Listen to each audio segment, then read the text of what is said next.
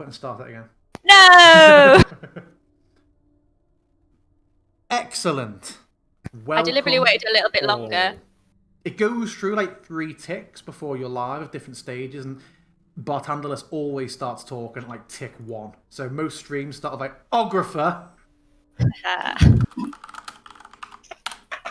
So the what? The Mad Cartographer, creator of the new Gulfias tree map. No, that's not what he said.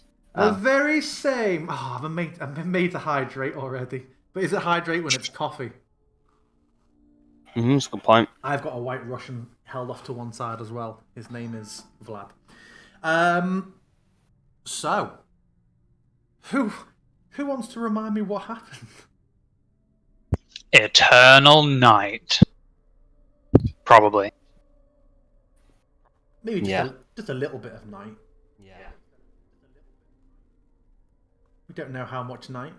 Some. Yes, son. Yes, son. We don't know how much night there is, son.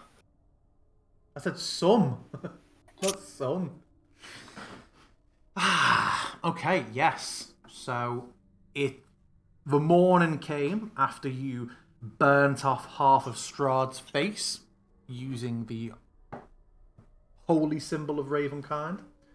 And he did some angry ranting and Night King arm shit. And the next morning didn't happen. It is still dark. It is still night. And you are at the Wizard of Wines. Yeah, I don't think we did established whether or not time was just not passing anymore, or whether or not it was just always going to be dark. Had we? It was just... I mean, I feel like that was just you who seemed to think that you're in some sort of time loop. Well, it's because she said, "Of course, it's still night." Like, of course it would be because that's the time, you know. Okay. Harrison. Yeah. Can you send me the link to your DM stream? Yes. He wants a cheat. Okay, I will DM it to you on here. It's gone somewhere. Oh, there we go. Cool. So, who knows what time it is? But you find yourselves where we left off, sort of sat around a kitchen table in Wizard-of-a-Win. What, you're all rested, you're all up. If you didn't apply a rest last session, don't know if you saw my message typed out before, Halvor, but your character sheet looks like you're exhausted, and I can't remember why, but you did have a night's sleep. I have fixed it. Excellent. It gives you helpful little tips It with does. what they mean and stuff as well. I liked it.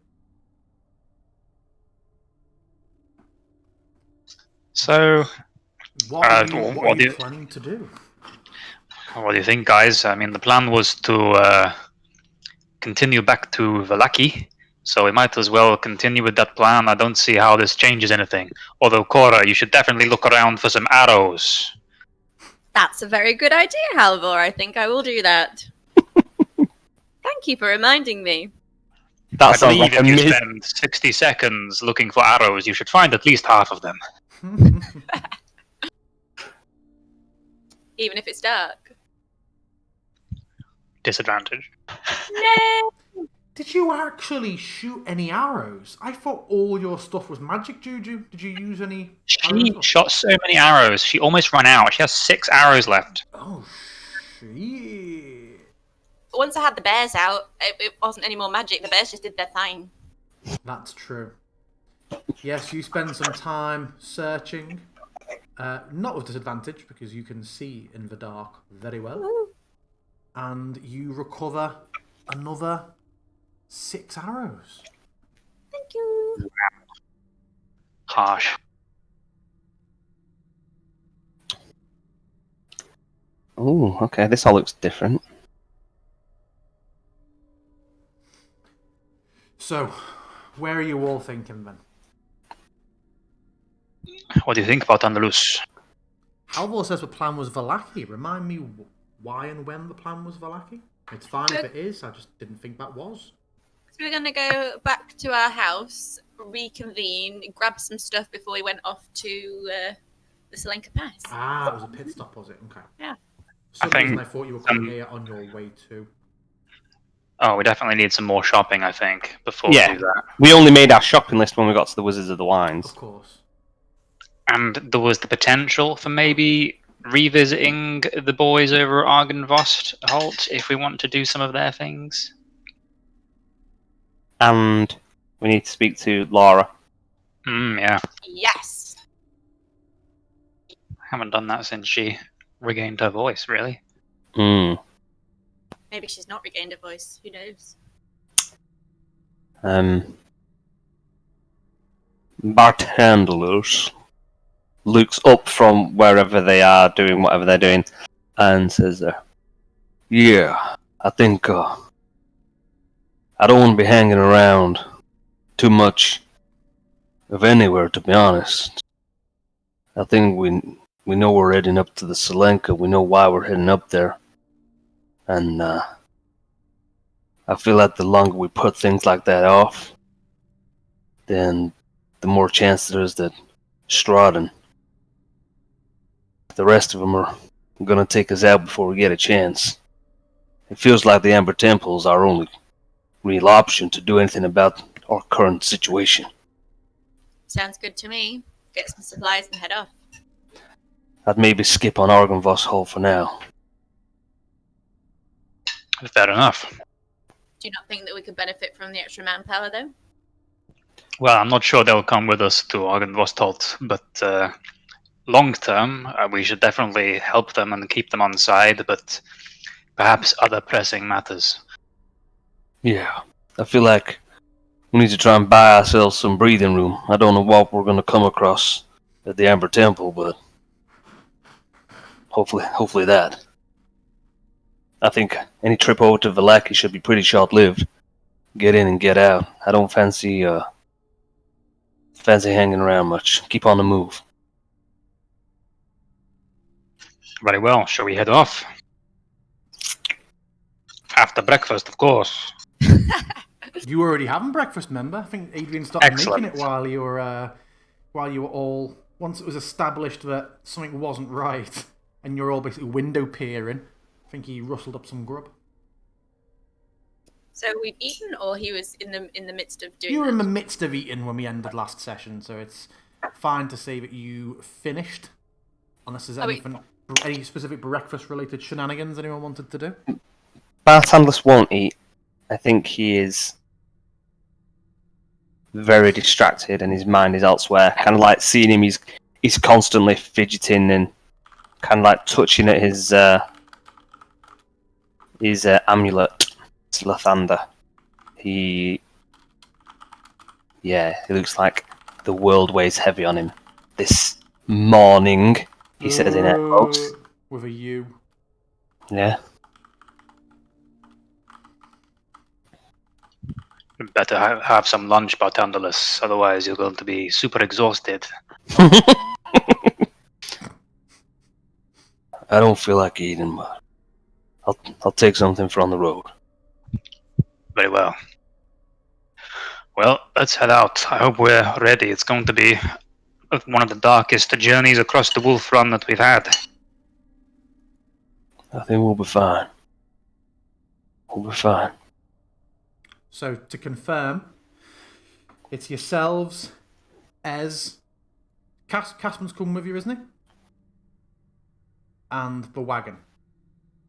And the baby. Yeah, I mean, that to me, unless That's an item. says That's an otherwise- item now. Unless Bartandalus says otherwise, I will always assume the baby is with you.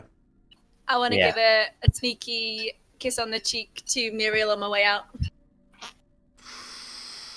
You want to try? Muriel's not Next around. check. Muriel's not around I this thought she was morning. having breakfast with us. She wasn't here for breakfast. Oh, where is she? She came in to report the weirdness of the end of the watch, remember? But then she headed off again. In that case, Muriel is not here for your clumsy lesbian pawings. A polite kiss on the cheek was all I was going for, boyos. I'm not sure. We've heard your RP. A peck on the cheek, and suddenly you're trying to be knuckle deep. I just fell over, okay.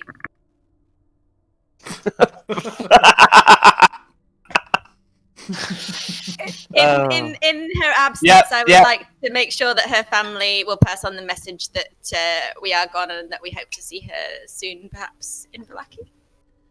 Davian is like, yeah, I'll let her know, but you might see her before I do. But of course, yeah, I'll pass it on.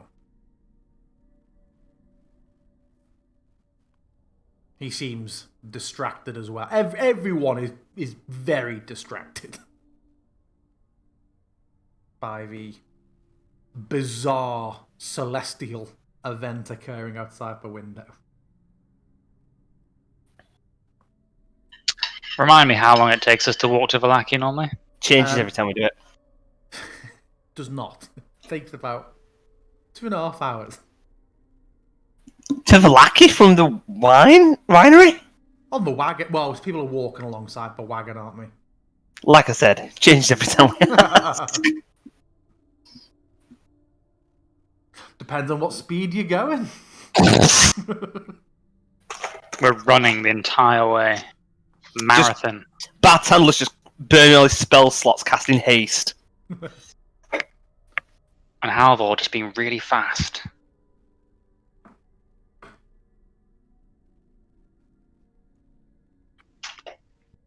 Right, yeah, we head out, I guess. Yeah. So, there's not much loading up to do, but Ez assumes her position on the wagon, helps Caspin up next to her. I imagine Bartendler, who's used to sitting side saddle.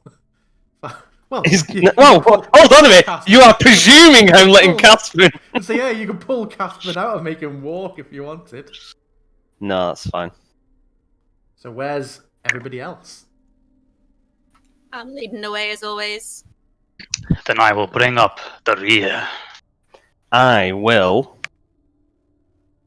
Conveniently, already had it prepared, but it is a wizard spell, so I could have prepared it anyway. I'm going to start this journey by burning 3 spell slots. What? I'm casting... okay, well, I have to select a token to cast it, but I'm casting Dark Vision on myself, Esmeralda, and Halvor. I just spent a week sorting out vision on tokens. Such a cunt. I mean, I've only had this spell since the beginning of the game. As long as we don't actually have any encounters on the road, it's fine. Yeah. Do you really not see that coming? What's it set to? What's what? What does it set your vision to? It's 60, isn't it? Yeah. I don't know. Is it 40 for non-spell? I thought was the spell 40. Rachel's 60. I assumed it was 60-30. It's 60. It says a range of 60 feet. So. Cool. So that's me, Halvor, and Esmeralda. Cora already has it. Caspin doesn't need to see. You don't think it's better than you could see? I mean, I don't think. I mean, it would be, but it is another second level spell, so you know. Yeah, fair play. We'll leave him be for now. So that's burned all my second level spells. It lasts for 8 hours, and there is no concentration on it. There's a sudden 7-hour, 45-minute delay with Ez summoning the wolves. She's getting ready. Wolves for horses. Yeah. Okay. So as we get up, I kind of like start chanting some mystic hums. Basically, and then what's the fucking point in doing any of that? I may as well just go, there we go. The fucking sun back. There you go. I place my hand on Esmeralda first. So she's going to be driving the wagon, so she's not driving in the dark. There we go. It's basically like a route to you guys. Sweet. Sweet, man. Fine. Cora, your first time seeing your pixel token, I think. With Nora. Yeah, I like it. I like my cool arrow hand. There wasn't. That isn't what your hand looks like, but there was no Canon. It is now. Sight. It's close enough. So, the carriage pulls off with the faint spectral horses, or phantasmal steeds, pulling it along. Where's everyone located around the wagon? Cora's working about 10 foot ahead of the wagon, presumably that we're not going marching off and they're just walking normal walking speed, are they? A bit faster than walking speed, but hardly. I'd say equivalent to a light jog. They're not belting it at a gallop down the road or anything. Cora's fit enough to jog. Yep, she's still about 10 foot ahead of him. Okay. Yep, I do the same, but behind, and keep an eye out for things creeping up from behind us. I have Angelo summoned, as can be seen, with his amazing pixel art. Couldn't be any more perfect, really, could it? No. And where is he? He can be on my... he can be floating around, like, up in the sky a little bit. Okay, cool. Where are you located? I will walk alongside... If Halvor's at the rear, Cora's in the front, I'll be walking alongside the middle with... on Caspen's side. Okay. So, pulling out of the rough winery dirt path up towards the old Svalich, you quickly find yourself on the main body of the Svalich Road, going through the area known as the Wolf Run. For those of you that haven't had dark vision cast on you before, it's a bit of a weird sensation. After a certain distance, it seems to fade out to grayscale.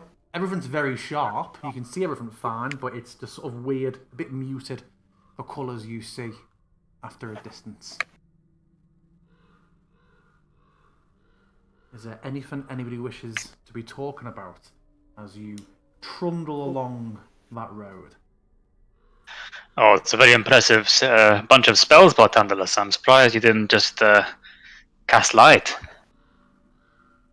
Well, I figure if anything is going to be coming my way, then a light is basically going to highlight me, and thankfully I don't really want to be the primary target. True enough. Angelo circles later overhead. Above. This is why I didn't put him on my shoulder. DM, you've given me a breastplate. It's not a breastplate, it's half plate that I need. I wondered why I only took it to 17, not 18. Yeah. So not breastplate, but half plate. S'il vous plaît. Oh, where is the delete option with this new character sheet style? You need to turn on... Delete is disabled. It's under the downtime thing. What? Oh, So, I see, yep. To prevent accidental That's cool. deletion. I like that. I like this. When you first recommended this character sheet, I was like, oh, another mod.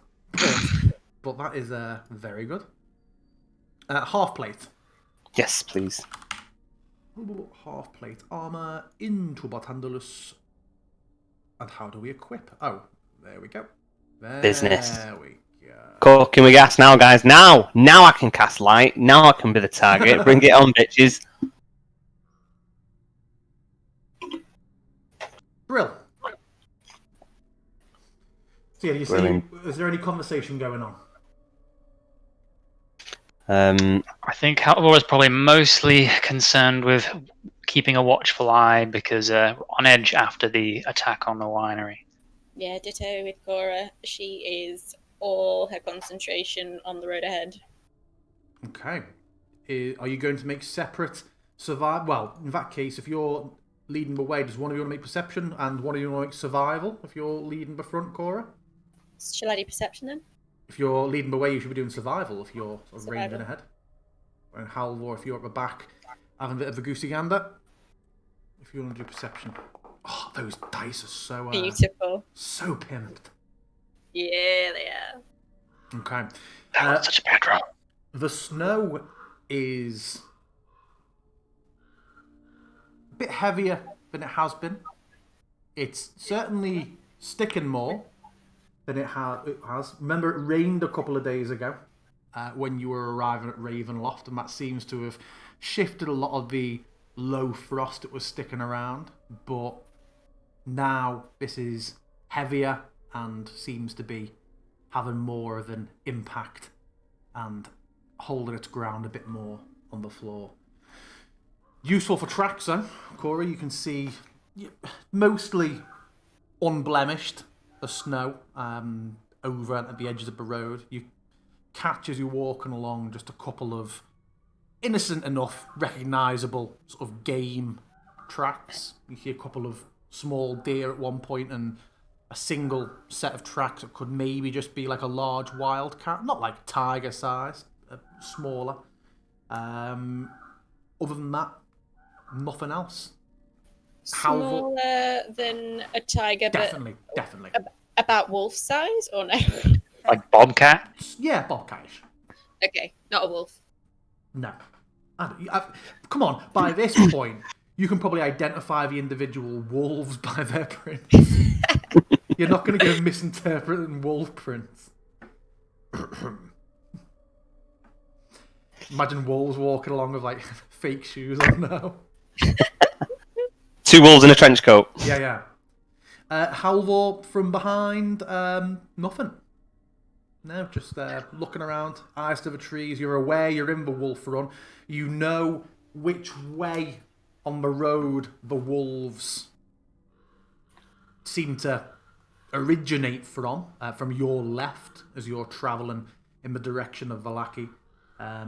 But nothing is seen. It's very dark, very still. It's quiet. Too quiet. I knew you were going to say that.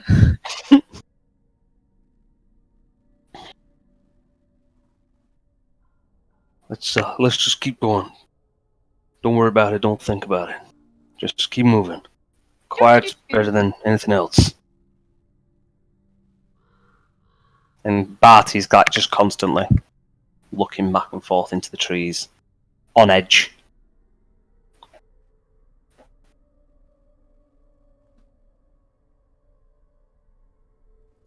I just need one moment because something disastrous has happened. Thomas has woken up. Ugh. No, he's not here.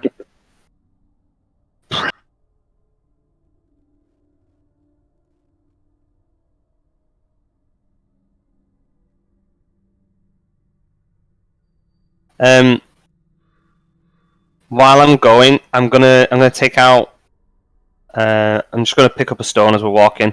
I'm gonna cast light on it, and I'm gonna hand it up to Caspin and say, "Look, I know it's hard for you to see what's going on out here, but if anything happens, if we get separated, then get this light. This is so we can find you. Do not get it out of your pocket unless you need us. All right?" I was wondering whether you were wanting him now to be the target of any attacks. And here's one for you, Cora. No thanks, I'm fine. Just a kick me sign stuck on the back that's light cast on it. I have literally spent the last 2 weeks deleting all of the sound out to set them up into the soundboard module, and the update I did before the session has replaced that folder, which has replaced the folder I'd made inside with all the directory of sounds. Did you put things in the module folder, Andrew? Yes, as instructed in the instructions within the module. I can guarantee you it does not say to do that. I am stricken. I have downloaded so many sounds and placed them in that directory. Yeah, anytime you update the module, that gets rewritten. And when they've been replaced, that's not going to go into recycle bin, is it? I have no idea, to be honest. No. It is worth me briefly checking before I have a fucking aneurysm. Oh no. Wait, sorry, it's just going to be a shopping session anyway, don't worry about it. Yeah, we don't need any combat, thanks. Yeah. We can see everything anyway now, so Whatever you spooky have sound. planned, just do it next week. Right. Well, while he's saying that, I'm gonna go and grab another drink.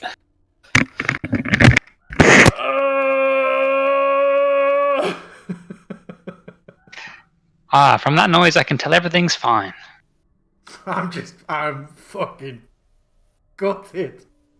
The custom soundboard directory, by default, in the settings, is modules/soundboard/. Yeah, that's just where the example sounds live. It should be more clear that that gets overwritten and you can't use it for a long term. Right, okay. Yeah. I may have a very brief solution. When I first saw that and that it was gone, my head was fucking swimming for a second. Just like, so much work. So much work. I mean, it is so much work because I've deleted everything out of playlists and moved everything into that folder, which is now gone, but I'll have to just talk you through it. I just know it would have been very atmospheric at the time. Oh. Okay.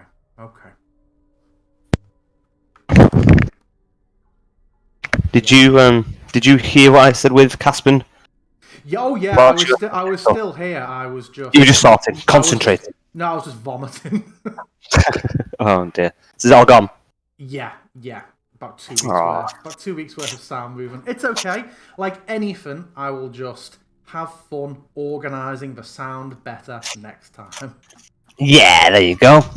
But there will be a bit of a lack of atmospherics tonight, I'm afraid. I will be describing... Voice acting. Yes. Crunchy. Yeah, what's that crunching? Unfortunate. That's the noise of us stepping through the snow. That was very good. I'll do that 1 second. You ready? This shouldn't boot you out, but I just need to log out and back in very quickly.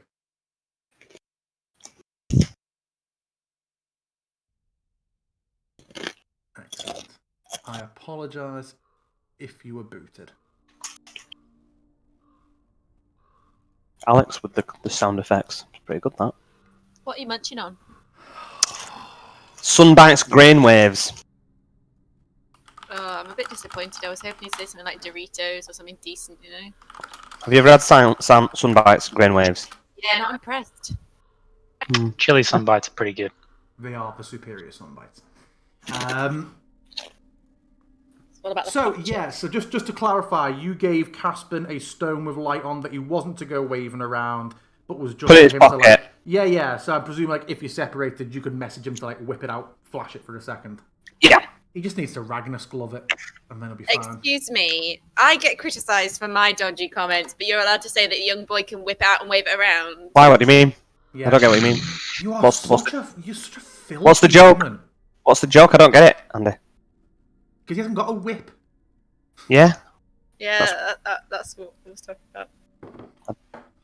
When I was a player in Bartandalus's campaign, he gave us a magic ring that had a light effect on, and it recharged. I think it had a certain number of charges, or it got a couple of charges back per day. So I was like, so I put a glove on, can I just leave it on all the time? And he's like, yes! A supercharge.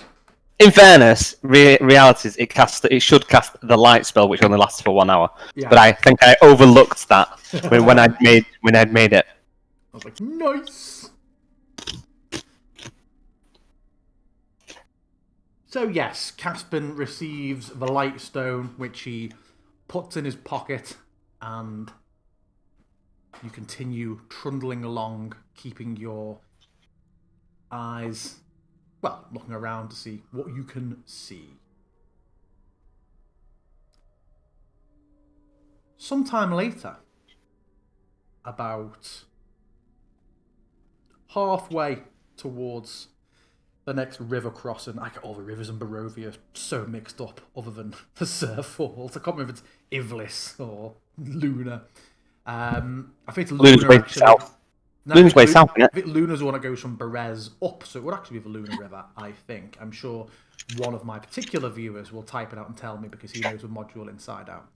I was ready to say Cora, but I suppose Halvor as well. At a similar time to Cora, you notice a tree has fallen across the road. Fallen. It has fallen from one of the slight rocky outcrops to the side, one of the low little shelves of road. Seems to have fallen from there and is now across the road a heavy layer of frost over it. I was about to ask you, is there a decent amount of snow on it? So it looks like it's been there a while. Yes. Is it like the roots? It's like the roots are. It's not been cut in half. Is it like been upended? Oh yeah. Oh yeah. It isn't like a log that's been rolled into the road. Sorry, yeah, it is like a natural sort of tree fall. Looks like we'll need your help, Halvor. I'll do my best. Anyone want to give me a hand? I can help you to give you some advantage in this situation. What was the baby? But that wasn't my baby, was it? Nope. Is that real? Did I hear where it came from? Make me a perception check. Can I do it too? I climb inside the bag of holding. Nope.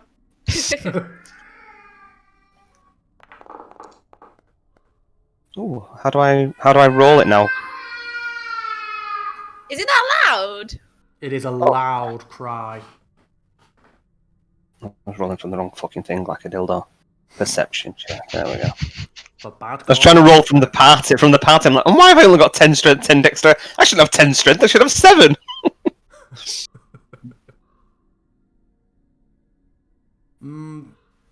Can't say. Seems to echo around a little bit. Halvor, maybe you could find out where it's from.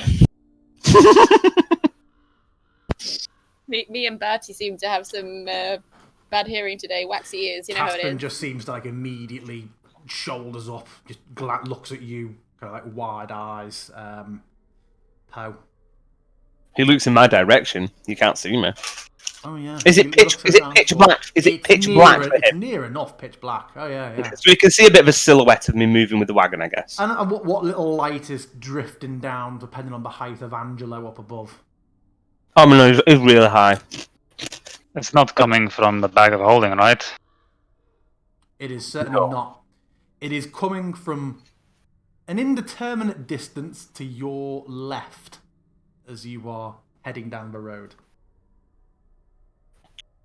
Look, let's just not mess about. Let's ignore it.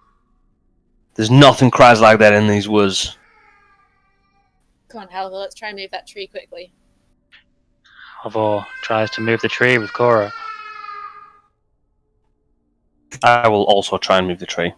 But mine's more moral support. You supervise it, are you? Yeah.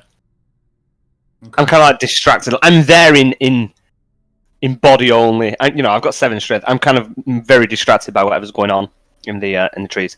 You're Ross. Pivot!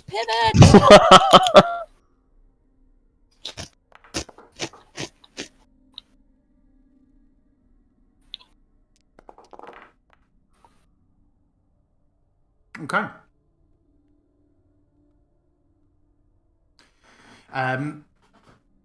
What was that athletics? 28. You managed to start to lift it up. The problem is, there's so many branches sort of spread out and boughs at either end that even with it you've managed to get it off the floor, there's so many points where it's digging into the floor and grabbing in that for one person to move alone, with your strength, is still quite difficult. Yeah, it's big. You can move it, but it is far from easy. Halvor, it is hurting you lifting this up. You are not feeling at your best. Come on, everybody, get off! Everyone, help! Esmeralda, boy, everyone, come on! Wait. Yes, can your horses like back up? Can we like I don't know tie it to the wagon and get the wagon to pull it? She sort of glances around. Like, I think there's enough space to turn it around, but they're not too strong. You'll still need everybody's help. All right, let's try and move it without. Come on, and I will dig my hands in to try and go for it, and I will hold onto my my holy symbol and how's this going to work if we're all doing it? I'll kind of do it on myself. I will cast guidance on myself, so I'll get a 1d4 on an ability check. However, if it just ends up giving Halvor advantage, can he have the d4 depending on how you do the roll? Just guide Halvor then. Well, it's guiding me, so it's my additional strength as I'm pushing it, I guess. So it's one. Basically, can we get a d4 on this push? Yeah. Cool. Okay. Cool. And so, are you fastening rope around it? Are you?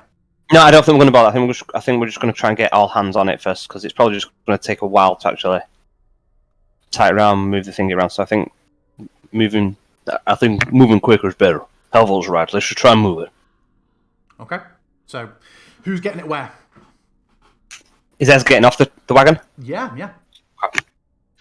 Halvor will go to probably the rooty end, whatever looks thickest and heaviest, and try and start from there. That makes sense. Would it not make sense to grab it from the lighter end and move the lighter Have it! Then he does that instead. Okay. I'd say let's all get on one side, grab the branches if we can, grab the trunk where we can, and we all just push it. I'm going to ask Norris to keep doing a circle around us of 100 meters and squawk if he sees anything. I'm going to have Angelo go into where we think we heard the sound. Okay. Well, did you partake in that perception roll? Oh yeah, you did. Yeah, I mean you rolled an 8 on that perception. You weren't really sure where it was coming from. So direct me where are you wanting him to head off? Because you You were shit out of luck pinpointing where you thought that sound came from. Oh, sorry, I wasn't sure whether Halvor had kind of said where it was when you were saying to it. I was like, Halvor, whereabouts did you hear that? I think it was kind of over that way. And I send Angelo that way. Ping where you think it was, Halvor, based on the description I gave you, the feedback. This fucking DM. It's because we've got dark vision now. He has to find other ways to try and fuck with us.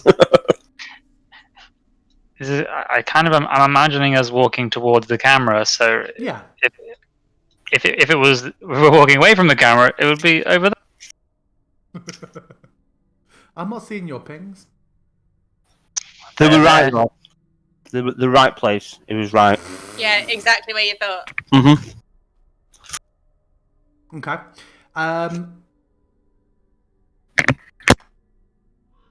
Separately, because Cora said it first, Norris goes up. He begins to fly off and out, and immediately you hear cries from him. He starts squawking before he's even really 20 foot away from you. Is he looking the same direction? It's an owl in constant flight. Pinpointing where it's looking is a bit. But as you send it out, and you're stood around this log, and he flies off, you just hear something I wish that the sound file has been there for. Just hear like a coming from the log. From the log we're trying to lift? Yes. Coming from... Oh, shit. I'm going to back away from the log and draw an arrow. Somebody tells me this is a diversion, guys. No one knows fucking mimic trees. Does it sound like anything we've heard before? Make me a... Things you've heard before. That should be intelligence or history, I guess.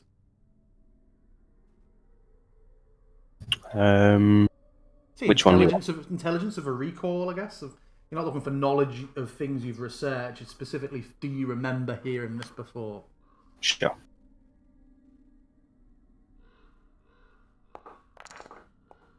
Oh, it hovered on 18. It screwed me. In that case, no, you don't recognise the sound. As you hear another sort of... We can't see anything in the bushes, like in the branches. Nope.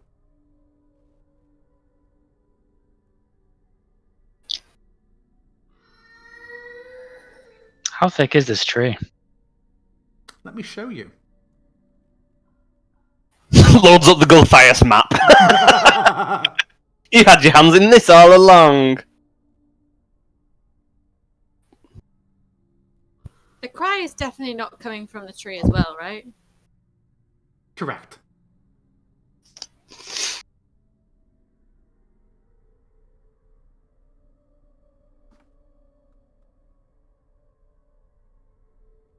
Okay.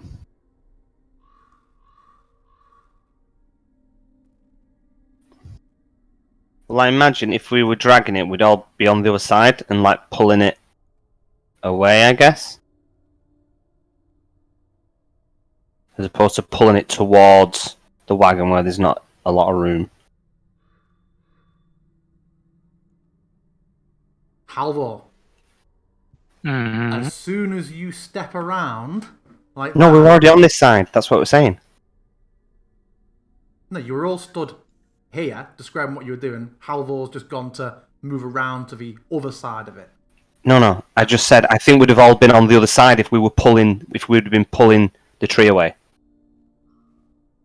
I don't think we'd have been pushing the tree. I think we're all pulling the tree, weren't we? Well, first come, first serve. It's not first come, first serve. I'm saying we were all already there. Yeah, but if something triggers by us going around there, I was the first one doing it, so... Yeah, as you step about it, you see a bunch of like small hunched figures sort of nestled up against the bough of the tree. Let me show you what they look like.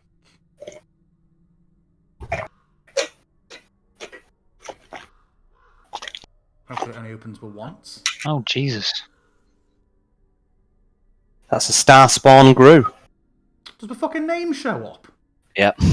They're all And there's a load of them. What?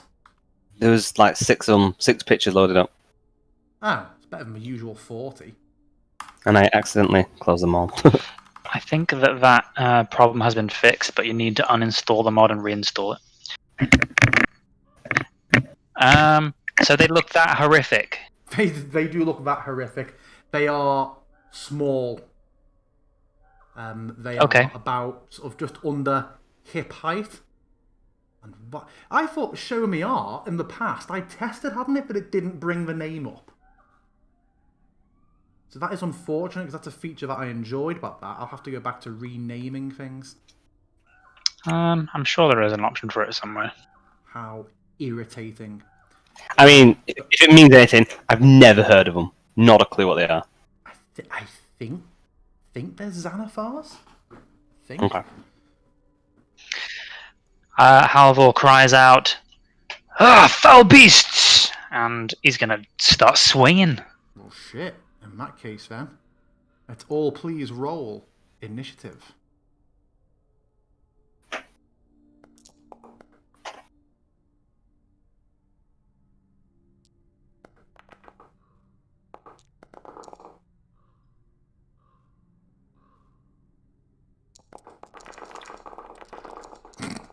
That's a lot of dice. I like that all happening at once now.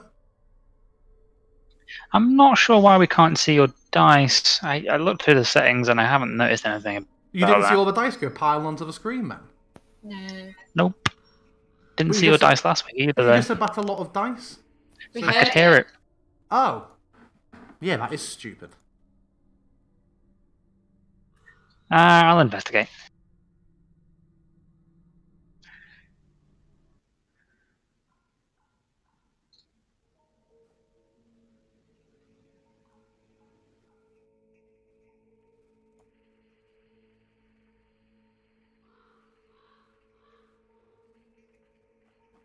Okay.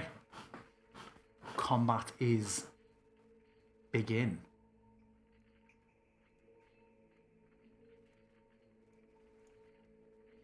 So Esmeralda is up first. She draws rapier and axe and calls out,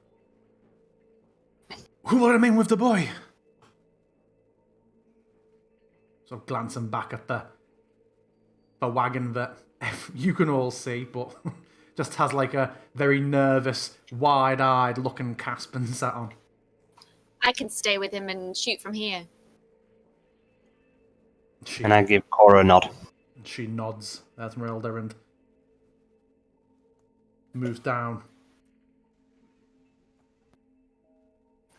in Halvor's direction with a sword and shield. Sword and axe drawn. I think that is her full. Getting down there. Yeah. Cora, you're up. So, seeing where these evil creatures seem to have come from, I'm anticipating more things to come from that end of the track. So I'm going to move back by Caspin, and then I'm going to cast Spike Growth in that area. Okay. And I'm going to remember how to do that. It's been a long time.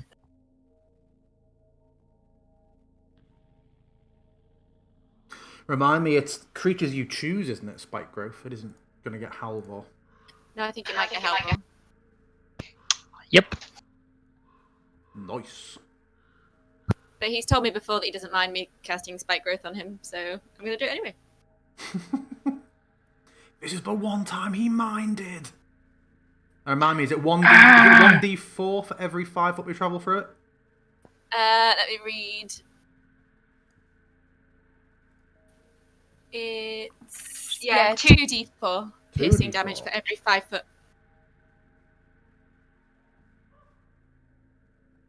2d4 piercing for every 5 foot.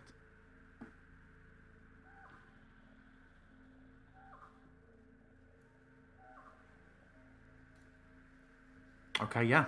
That is that an action? I think it's an action, isn't it? Yeah, I'm pretty sure that is an action. So yeah, that sprouts out. Is it a spell to be cast? It is a spell. Oh yeah, so I hadn't scrolled up. Okay.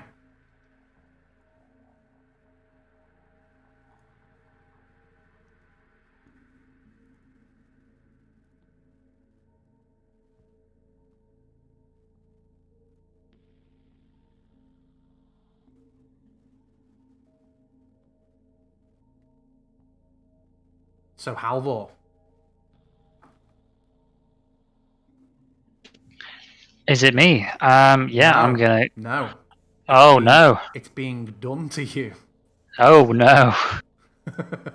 The one immediately next to you looks up and with these horrible pale eyes and chattering teeth just lashes forward. Oh, that's a nice new targeting reticle.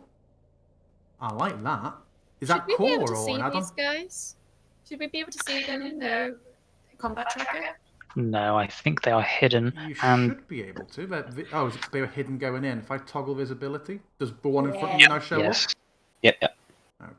Okay. it does. And those are from Better Target. Ah, very nice. Yes, it leaps forward arms out wide, mouth arms wide, arms spread wide, mouth open. This little tiny maw of rotting teeth, and attempts just to clamp down on the top of your leg.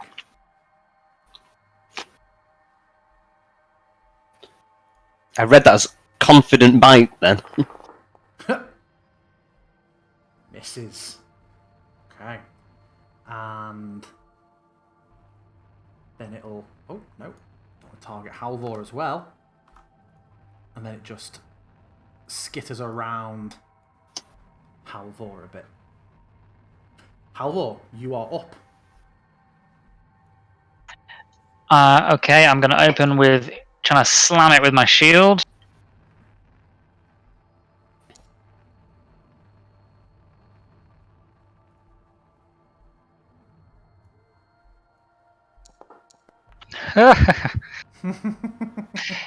Did you say that these things are small, like 3 They foot are, tall or something? Yes.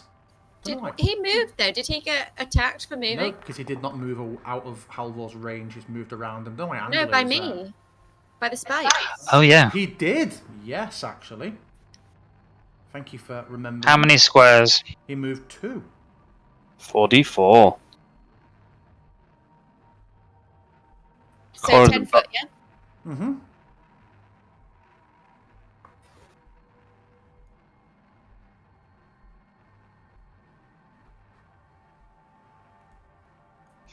Did that roll? Is it easier doing it? It doesn't roll. It's an inline roll. Is it easier if she just rolls that number of d4s? Why did that come in there? That was weird. Yeah, I don't like the non-rolling. Shall I just roll 4d4s? Is that because she clicked the button to calculate it instead of choosing to roll it?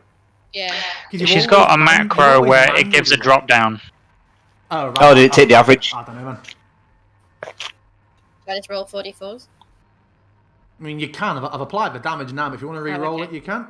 No, it's fine. Next time I will. Okie doke. So yeah, Halvor, you trounce it on an athletics check. Yeah, I knock it on its ass. You cut out then. I heard you knock it on its arse. I'm gonna try knock it on its and ass and cleave cleave it in twain. We will see.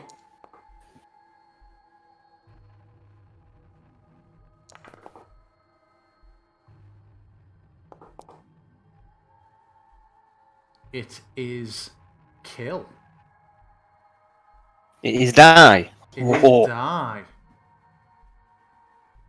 Tell us how you kill it. No sound effects, unfortunately, because you're out because Blitz is a bastard. Well, it's knocked on its back, and then with 2 just straight up hammering style swings, it is in bits. But I'm gonna stay where I am and not go any closer because of spikes. Okay. In fact, we don't see any more behind the tree, right? Everything that's in front of me, I'd be able to see. You can see. You should be able to see another one to the north. That is made visible. Yeah. I'm gonna step 1 step back out of the. Actually, no. Then I'd. Oh no, that one's dead. Yeah, I'm gonna step out of the spikes. Do you take the damage through moving out of it? Because still movement through it, isn't it, to get out? I don't What's the know, word? but probably. Depends on the word. Sometimes it says if When you a are in creature it when you- moves, it says move within, so maybe. says you're moving out of it, aren't you? Yeah. You're starting within it and Yeah. travelling out, I would guess. So, Sure, roll 2d4.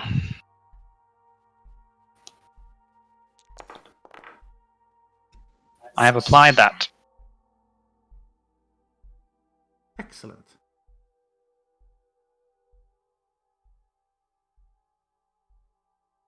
Anything else from you?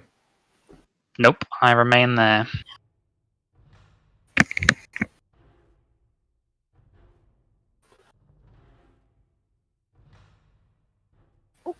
Okay.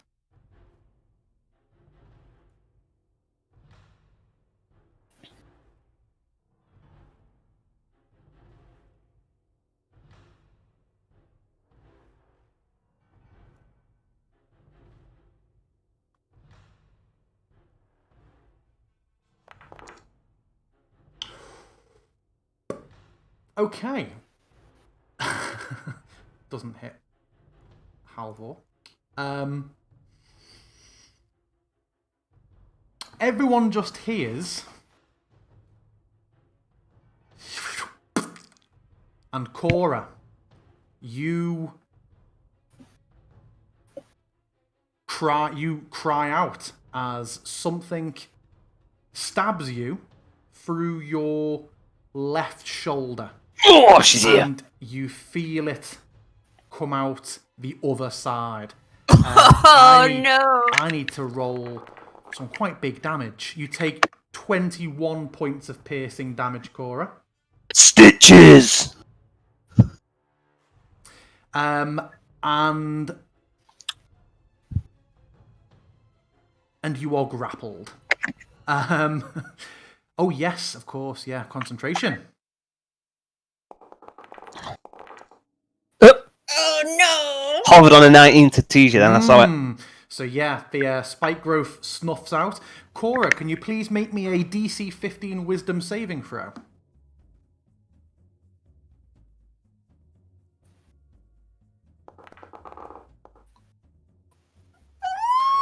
Okay, you. What she does have, if it's to do with being charmed, she has advantage. What Okay. was it you were saying to me before? Do I get shall I roll another one? No, because you don't have advantage on this. Not charmed. Oh no. As this thing happens to your shoulder and you feel this spike burst through, this horrid splitting pain just shoots up from your shoulder and roots itself firmly in your head and behind your eyes, and you take 19 psychic damage. 19 more? Yes.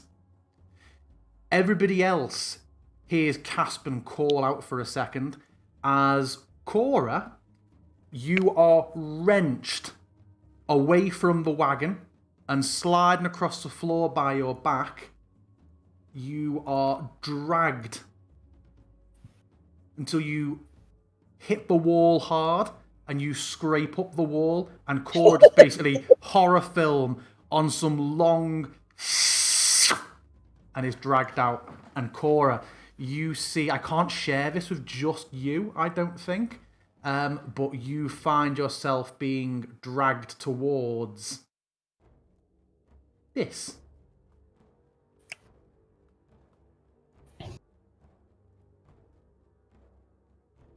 Is it supposed to be invisible? Not anymore. It's not to you. You can now see it's near your token. Oh no.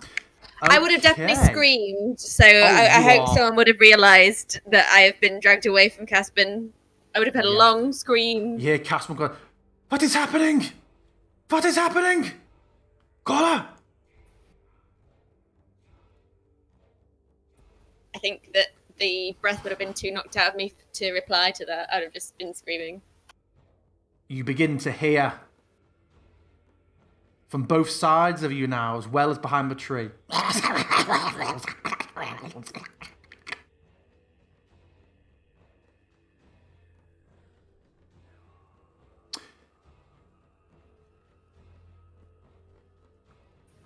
And Bartandalis and Esmeralda would hear the chattering behind them as well now.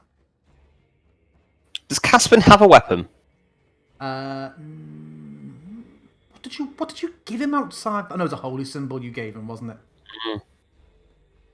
No, he does not. If you want to say, I mean, you're heading out on the road. If you're saying you want to give him like a little cudgel or a dagger or something, you absolutely can. You're not going to be like, nope, you are. My cursed dagger. Here, you try this. Oh, if I still got it, can I give him the crossbow? Yeah, he can certainly have had a crossbow to use in the pitch black. Just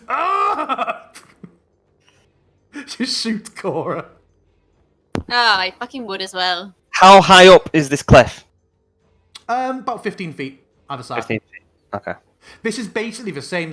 This is a similar topography to, but I just didn't want to use it again, to shitty, cobwebby, almost purpley grass map that you had a couple of fights on.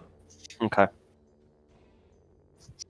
Sounds like what you need are some different roadmaps for Curse of Strahd. Definitely sounds that way, doesn't it? That'd be very useful.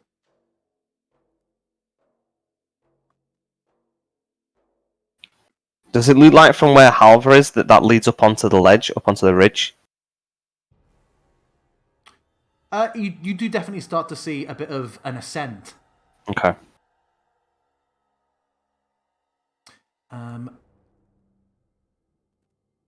Hearing a cry from Caspin, Bartandalis, behind you, you see that one of the creatures has leapt down from the ridge and is now at the front of the wagon and is going to attack Caspin. It tries to leap up at the seat. Smetterlings? Butterflies? What? I didn't spell it right, but the point was there.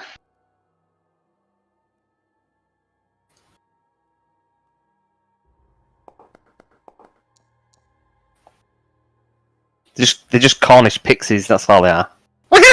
They start flying off with Caspin. It does leap up and has Caspin in its sinewy grasp. And he can't see what's happening, so you just hear sort of frantic shouts from him. Get him off me! What is it?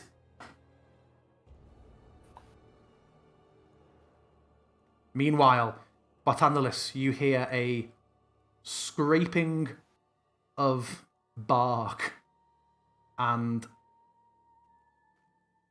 rising over the tree, sort of crawling on all fours and looking out at you. These all had WoW imp noises, which I thought were fantastic little characters. But it was not to be. And it's going to strike out at you and make an attack.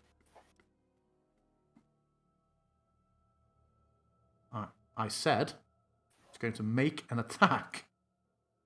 Oh, that's weird. Okay, so the attack and damage buttons don't work independently anymore, but the standard roll button does, which is annoying because it always reveals names.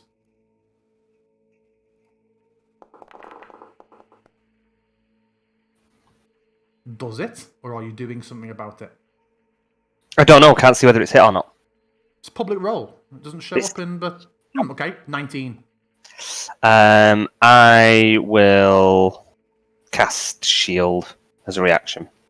Okay, no sound effect, I'm afraid. But I had a good, excellent seal to that. It was boing. What does your shield look like?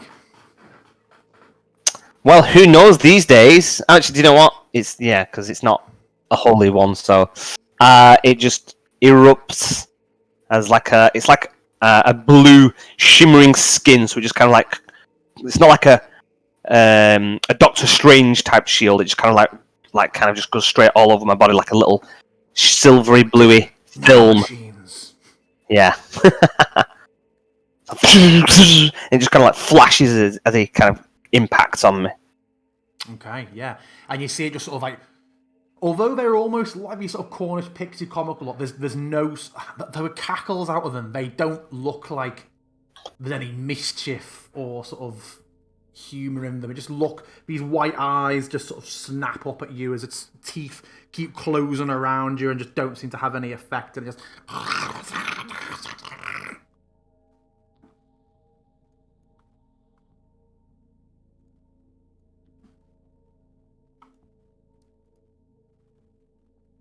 Hey, what the hell? Oh, is that somebody else tracking distances? I thought it was my mouse going crazy. No, it's me. Lying on the floor, Cora, you hear rapidly approaching claws in the snow and more I don't cackling want to hear that though. as rushing into sight. In fact, being up here, Cora, you would also see that Strahd von Zarevich. What? No. So, rushing over comes that creature, and it will make it. Now, I think, although, despite the description of the spell, of the ability, I don't think you are actually considered prone, so it doesn't have advantage. Am I still being dragged Oh, towards absolutely. Yeah, absolutely. It is you are impaled at the moment. There is something going in you and out of the other side. But if it drags me away, are they going to get an attack of opportunity? No, force movement in our campaign does not provide attacks of opportunity. Brilliant. That's one bonus, seeing as I've lost half my HP in one round. Well, does 22 hit? No, stop it! I think it does, doesn't it? Probably. So you take 6 piercing damage. Can you please make me a DC 10 Wisdom saving throw, Cora? Oh, Okay. thank the Lord. Well, no, this is actually opposite today. Oh, That is no, not... stop. You don't have any concentration spells up, do you? So I don't know why it's challenging you not. again. You need to remove the little status icon off of her. I think Death will do that in a second, anyway, that'll clear it. Stop it! What a time to be alive when the cleric doesn't have access to his resurrection spell anymore. I've just tried to remove it, and it's added a second condition on. We'll sort that later. Yeah.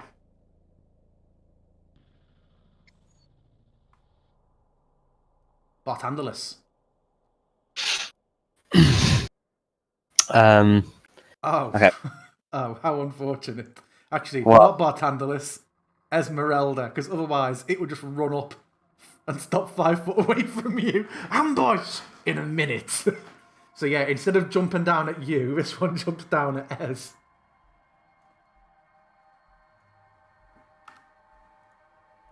I thought targets all now cleared at the end of things' turns, but they do not seem to be.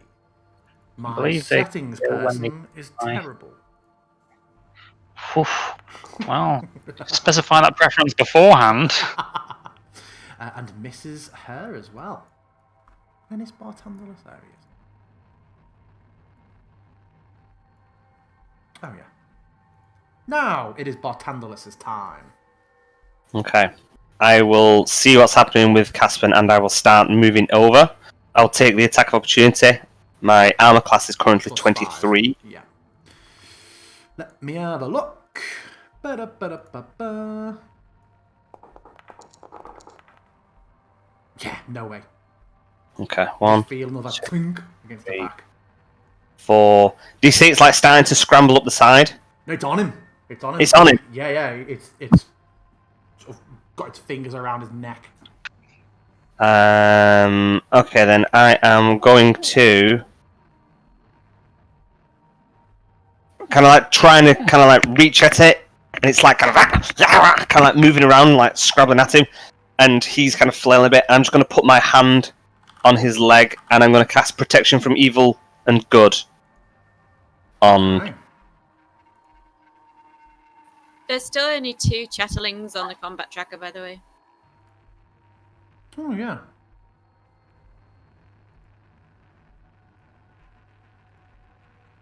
Are they all on it now? Not the other weird thing that's attacking me is not. Yeah, it's not that- yet. Is that intentional? Yes. Oh, and in fact, you should be on as well. So protection from evil and good on. Yeah, so on Caspian, so creatures of various types, including undead, which from the description they sounded undead. But it also has aberrations, celestials, elementals, fae, fiends, and undead. They have disadvantage on attack rolls against the target. Target also can be charmed, frightened, or possessed by them. Okay. There you go. Yeah. So it can, as it continues, sort of just like grabbing away, you see its fingers do seem to recoil for a second, and it just sort of grumbles before it tries to carry on. Did you say they were like rotting and looked? No, there's no rot on them. They just look like slick and grey and disjointed and very weird. Their appearance is just aberrant to you.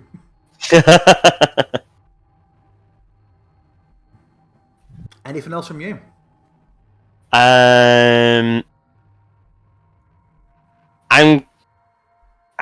basically, I wanted to try and climb up onto this bit because I want Caspian to try and get behind me in a minute. I wanted to scramble up onto the wagon. Actually, is this isn't? He's Oh, sat on the front seat of the wagon. Yeah, it's Say again? up on. He's sat on like the passenger seat of the wagon, so he's a ways up. You've like grabbed his leg to do it. Yeah, so I'm going to use the rest of my movement to scramble up onto the kind of the open seat. Yeah, absolutely. Okay. So you're now beside him. Yeah. Beside myself. What's Angelo doing? He's going to head up to see what's going on with her ladyship. 1, 2, 3, 4. Can you cross me over the threshold? Oh, I don't have vision from him, do I? No, you don't see anything. Oh, okay. Cora's not up here. Not that not that Angelo can see. The light sort of dances out, and there's nothing up here. It would seem except snow and prints that rapidly head towards the drop down to where Ez and Halvor are. Okay. Did Well, you not hear where I went? and this is Angelo that's doing it. It's not really me. So I'm not like kind of. Oh, you've not guided him. Yeah, I'm not like zoned out. I've kind of like telepathically told him to go, Angelo, go. Then he'll just keep flying a little bit deeper through the trees or whatever. Okay, what's his distance? 30 feet fly. Okay, cool. And yeah, he'll just use full round, so he'll move another 30 feet. Yeah, Okay, doke. that's Angelo's go. Yeah, you see the light sort of appearing, moving down the rise.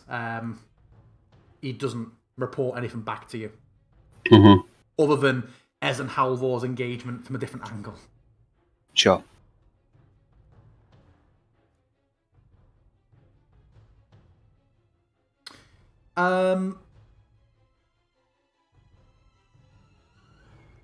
Caspian just sort of panics and thrashes back, with this thing bearing down on him. Just sort of tries to put his arm, push his arms against like the shoulders of this creature and sort of push them back. Get away! And let me just check something.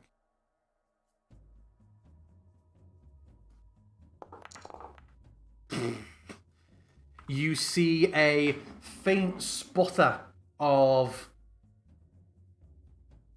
dark yellow sort of light flare out for half a second from his sort of fingertips against the shoulders of the creature, and a bit of a hiss, but it just kind of sort of twists. And then you see Caspian's just sort of like hands almost recoil back for a second in shock, and then as a thing bears down on him, he pushes back and he continues his struggle. Make me an Arcana check, Bartandalis. Kid's getting his fucking origin story here.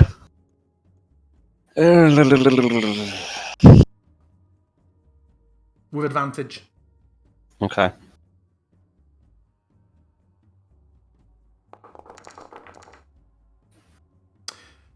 You recognize it as a very, very novice, unfocused, panicked attempt at a sacred flame.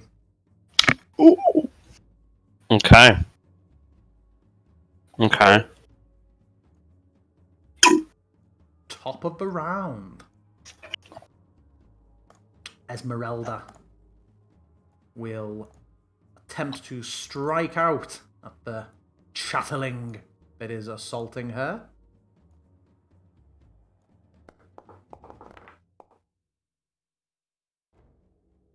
Oh, did I untarget that? The hell? That would have hit anyway. I don't know what happened there. Let me just roll the damage.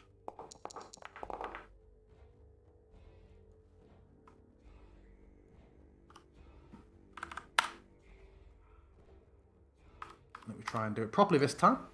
Target. Excellent. What? No! What the hell? Am I completely...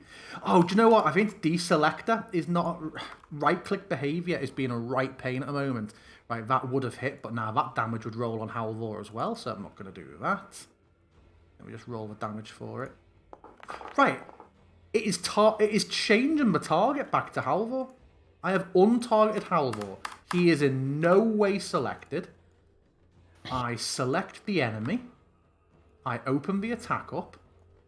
And when I click roll, it just switches the target to Halvor.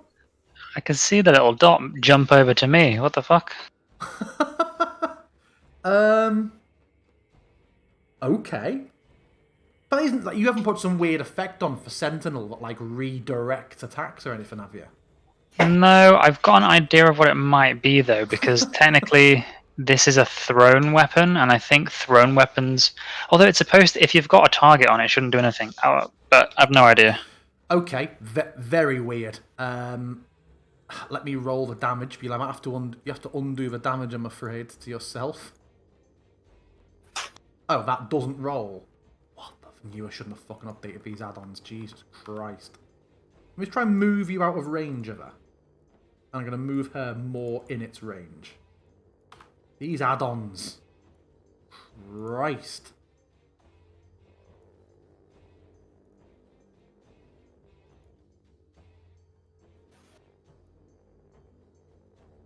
Now when I do it, or even on the standard roll, it isn't broken universe when I try and roll damage.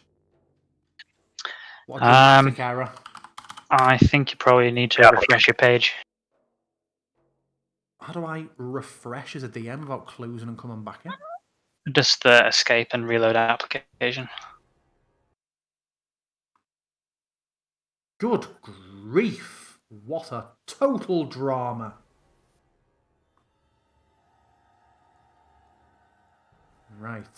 Does combat continue? Yes. I think it's something to do with if you the targeting or selecting changes partway through an attack or something. Right. Okay. So in that case, let me try it again. Nice and sensibly. So.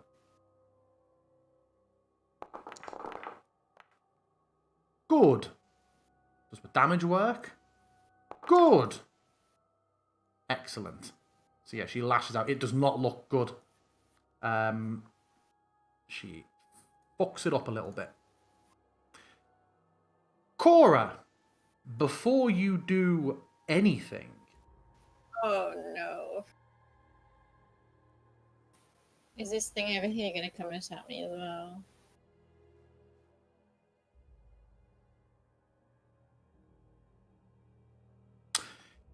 Can you make me a...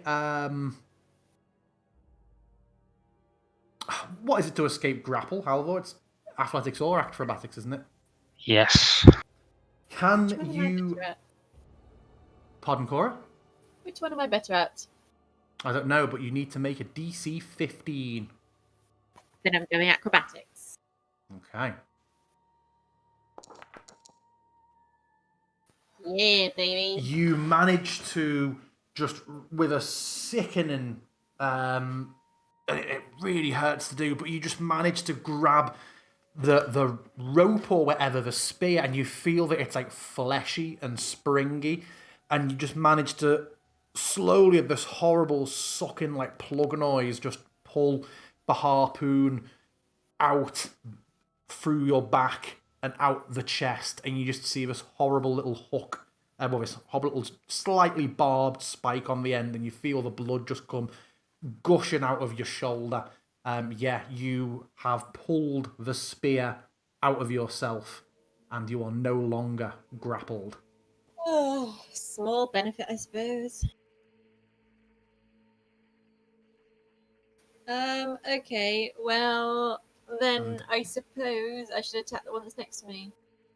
Or is it Well, not my turn yet? before you, the entity, if the name shows up on here, don't worry, it's not what it's called.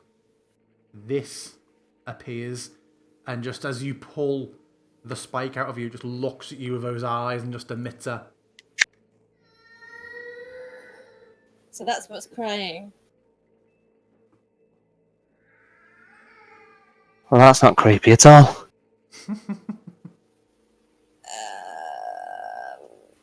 Okay, then I would like to attack the thing that's next to me, please. Yeah. I can't remember. There's no disadvantage for range on smaller creatures, is there? No. Normally close combat there is, but she has the fighting type that She does that. So yeah, I'm going to get Norris to do a swoop by, so I've at least got some advantage as well. And I'm going to attack this creature with some arrows because I have no charges. So Oh yeah, you have no charges.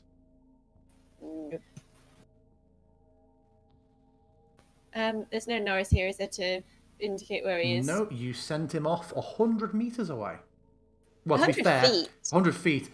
He did start chatting at the start, but you said for him to keep going and look and see what he could see. I'll add him to the map, but he is certainly more than a round away. Okay, so More we can't than do a this swoop round. by. No. Normal attack it is then. Oh, I'd like to do Hunter's Mark on him too, please. Okay.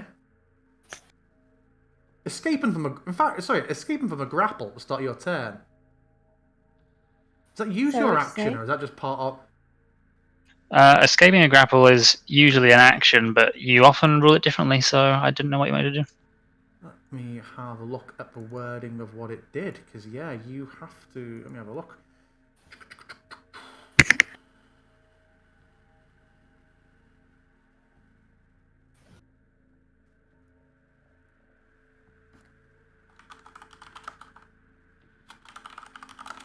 Because you happen to spend seconds dragging that out yourself. Let me have a look. It is the action to escape. So you can Hunter's Mark it, but you can't make an attack. Because Hunter's Mark is a bonus, isn't it? It's part of your feature. Alternatively, if you wanted to attack it but remain grappled. Absolutely, yeah. Yeah, you certainly can do that as well if you'd rather. It depends on, do you want to get away or do you want to deal some damage out? Well, I want to kill it, so I don't really want to get away from it. So you can say that you remained impaled, but were attacking Lil Wayne by the to other the side. thing? Yeah. Which Because one grappled me? it's an action to escape the grapple. It is the big thing. It's that boy. No, yeah, that is no, I grappled. would definitely take the thing out of. Yeah, no, I would definitely not be still having a giant spike sticking out of me. Okay. So, yeah, I suppose I will ungrapple, and then all I can do is kind of run away then, I guess. Oh, but he's going to do an attack of opportunity. But to be honest, I need to get away from this thing. So, yeah, I'm going to run away from it. Okay. So before you start moving, your Lil Wayne, is definitely going to make a...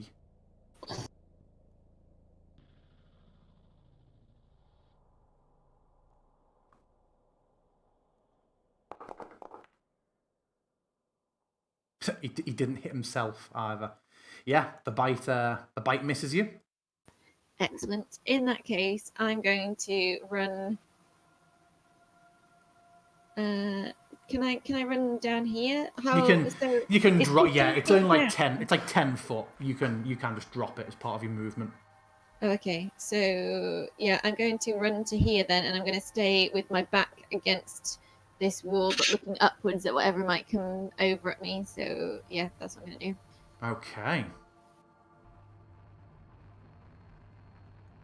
I can't do that. Apparently, there's an invisible wall there. Oh yeah, of course. So you are there, flattened against the wall, looking up. Yep. Excellent use of terrain. You bitch. Ha! Okay, that thing is dead, so should not be in the combat order. Halvor.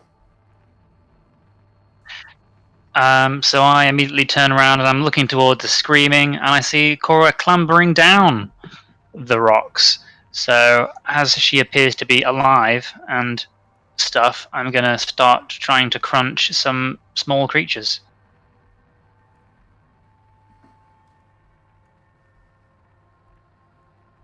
I will greet it with a shield bash. I mean, I feel like there's no point in contesting these with their -2 strength. Yeah! They're as strong as I am. What? Hey, Oh, okay, so. Yep, you succeed to the surprise of nobody. Tim, you kill it.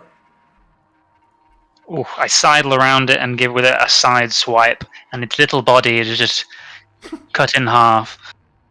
And I'm going to keep going and try and attack the other one as well. So I've moved 5, 10, 15, 20, 25, 30, 35, 40. I can't reach. So actually, hang on. If I go 5, 10, 15. Yeah. Can I attack that one from there? You can. I attack it.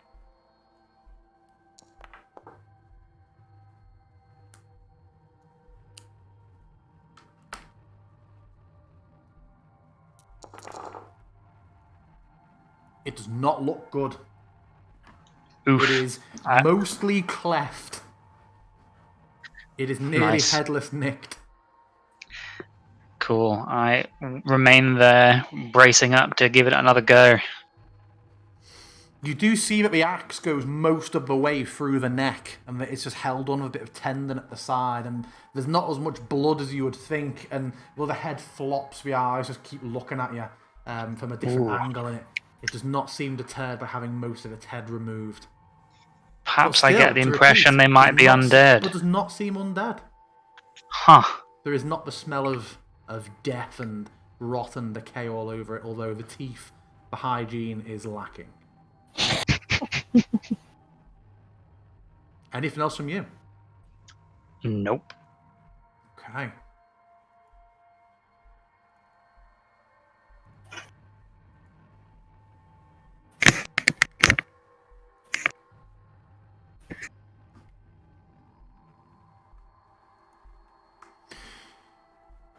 On the wagon, the more this creature sort of struggles on top of Caspin and next to you, Poe, you just both start to feel just the onset of almost like vertigo. It's very, very soft and subtle at the moment, but it is there, just this feeling of disorientation and displacement. Just FYI. And then Bartandalus. In fact, no. It would not be Bartandalus. As you sort of see Caspin most on his back fending off this thing on top of him.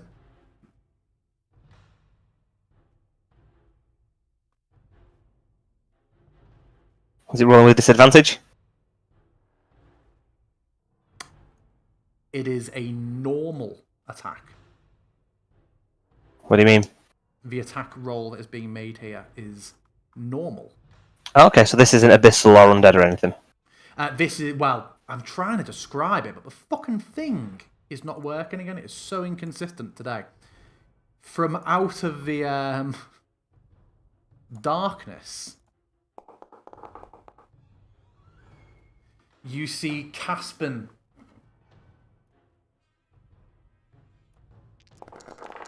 Caspin's eyes go wide as a spike just erupts through his chest.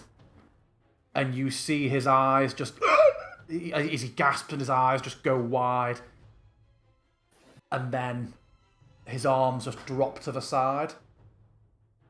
And he is rapidly just wrenched out of the wagon on the same sort of scorpion, get over here sort of spike that Cora was. And being right next to him, Bartandalus, you just see that he is lifeless as his limp body just drags across the snow and goes up the bank. No!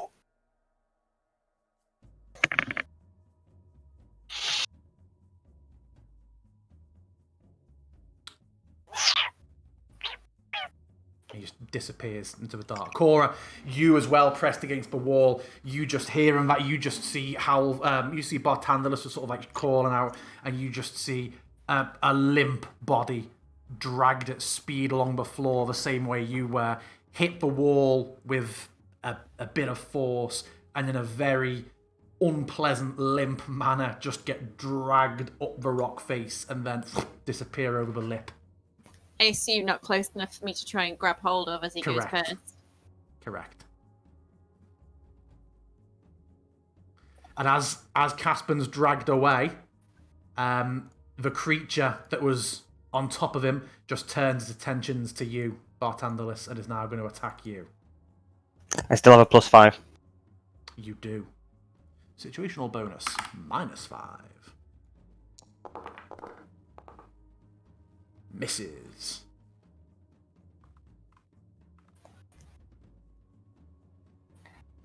Halvor, on the log, you are struck back at. Possibly. Or not. What? The thing on the log attacked you, but Oh. but had no joy. Cora, you just feel a little drop of snow and a couple of pebbles just sort of scatter down next to you as creature just comes scattering down the edge and lashes out at you. It is Lil Wayne.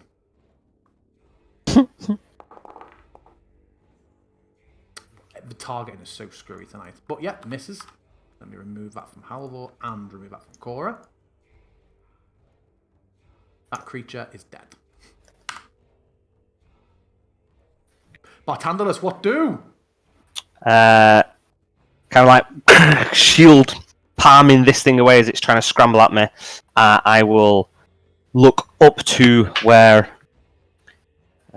Caspian has just been dragged to, and with a quick gesture and a kind of monkey-style point up towards the top of the ledge, I will cast Misty Step as a bonus action. And I can teleport 30 feet. There's an invisible wall in the way, so ping where you want to pop, and I will drop you there. Probably going to be... how do I ping? Control? Click and hold for a second on it. Just hold. Aha. Because I can only see the edge of the thing, so I can't really go beyond it. So no sound effect today, but... Has that put you over the... It hasn't No. put you over the line. Yeah, just move. I'll give you one more for vision. Oh, thank you. Did you see the art of a creature before?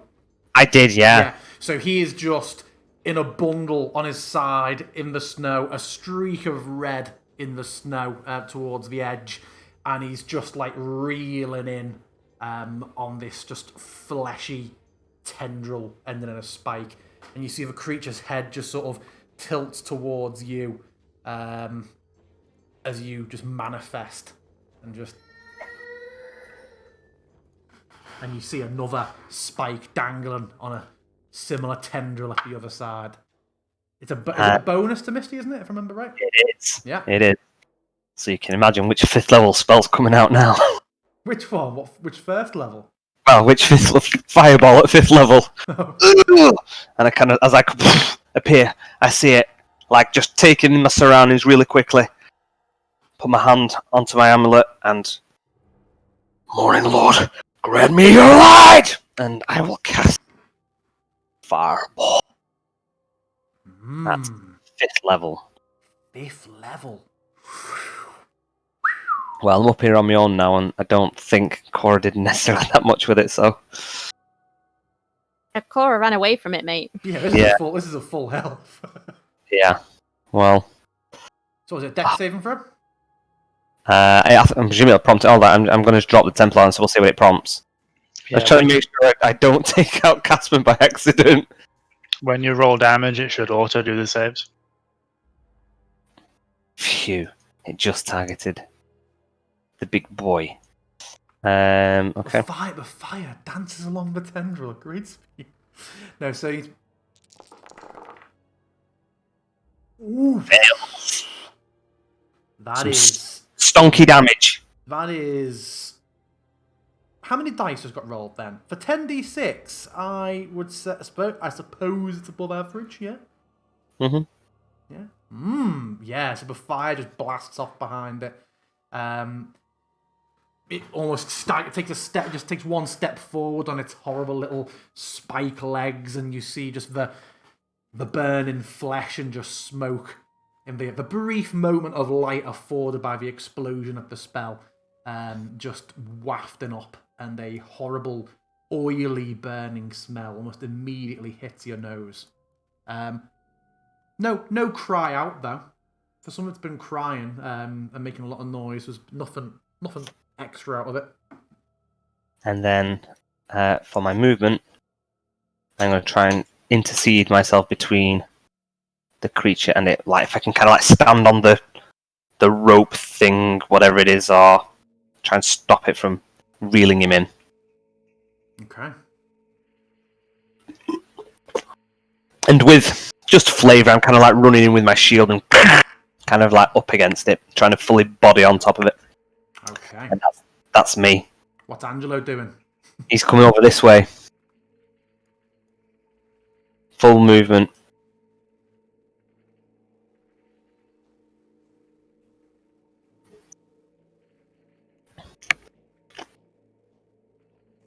As he comes flying overhead, Corey, you see that light getting cast down, and you see the creature just who's trying to get you, just and you just see how in this pale blue light getting thrown down by Angelo, it almost seems to reflect a bit of the light, and it seems to take on a bit of a pale blue sheen itself. Caspin, I suppose. Is he unconscious? Yeah. He is. His eyes are open. He be dead. Okay. Esmeralda will come up alongside Halvor. And as she just sort of starts heading towards the ledge and Cora, she's just going to make a single swing of her axe as she passes.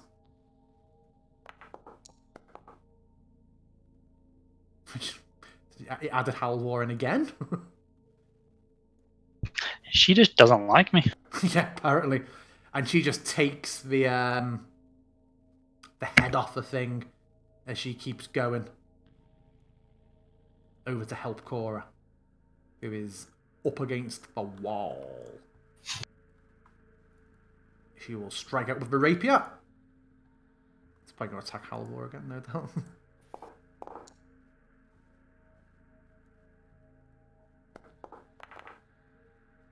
Nice.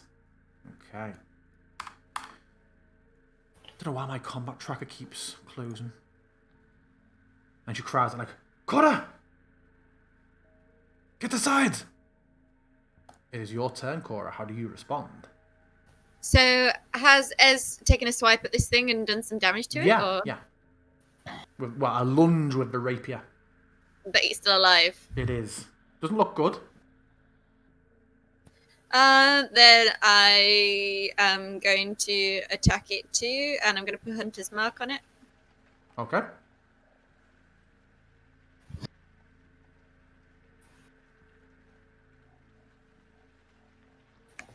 Did that cast on the right thing? Yep. Cool. Is it close enough that I can have a flyby from Norris It is now? 5. Yeah. Sorry, Norris will be back by now. I've not added him on, but yeah, he wheeled around when you told him to. So yes, Norris Cool. Swipe can by. do his thing.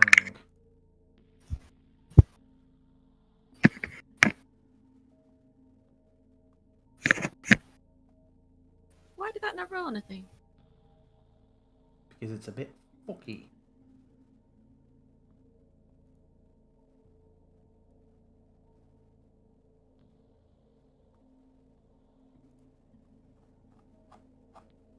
I'm reloading.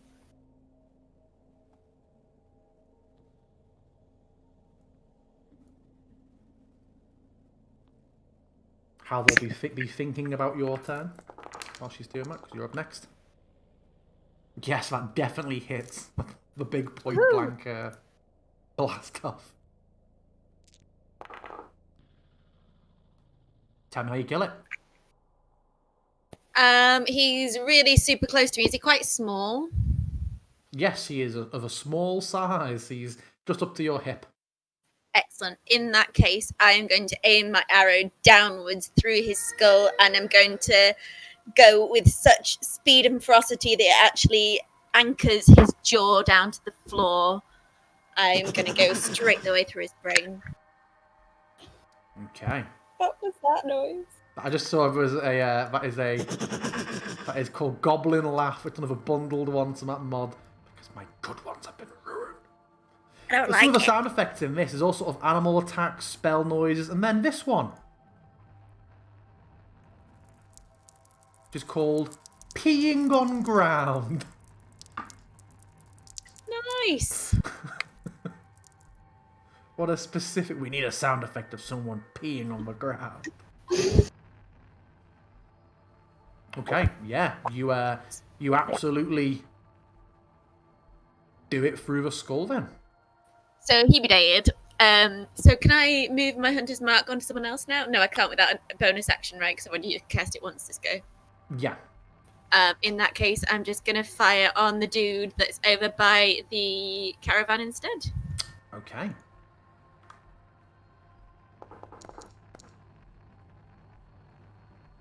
That definitely hits. And yeah, the arrow takes it hard in the stomach and it kind of grabs out at both of them and kind of tugs once or twice, more out of like curiosity than anything else, and then just decides to leave it and just looks up at you and don't know why they're turning increasingly into Donnie from a Wild Form these days. Anything else from Cora? No, I'm going to stay with my back against this wall because I'm scared that that horrible thing is going to come and spite me again. So, yeah, no, I'm staying where I am. Okay. Halvor. Seeing and hearing fwooms and zips and zaps, I'm going to start running towards the cliff side with a view to scale it. That brings me to 25 feet. I'm also going to bonus action dash. So my speed is 80 feet. How many feet will it take me to get up the cliff? And it's 15 feet high. Do you have something where you climb and movement isn't impeded? Or have I made that up? No, you're thinking of I you. think Cora does. Oh yeah, I have that. Shit. So, I don't. So if it's like 10 feet, is it going to cost me 20 feet of movement or something? Yeah. It's 15 feet, so it'll cost you 30, yeah. Okay, I'd do that. Please, can you ascend me? So that would bring me to 55, 15 more feet. And then that's as far as I can go. Okay. Might as well use my regular action to dash as well and get right up there. Oh, of course, yeah. Those Damn, just out of the rogue fucking levels. As it was dragging Caspin over, well, actually, as Bartandalus appeared, its eyes just sort of, as you were rushing into that shield up, its eyes locked on you, Bartandalus, and it just seemed to swell ever so slightly. It straightened a little bit. You watch and you see as Halvor closes the distance towards it, it just seems to grow another foot in height, with this just kind of very Gandalf getting big in Bilbo's house sort of shift, and another cry comes out from it. So yeah, it is getting bigger the closer you get, Halvor, and that's not basic perspective. Guys, the more we run away, the more it shrinks. These cows are small, Dougal, and those ones are far away. That's exactly what I was thinking. So,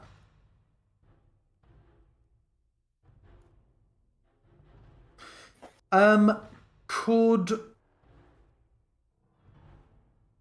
Bartandalus and Halvor both make me a DC 15 Wisdom saving throw? Possibly.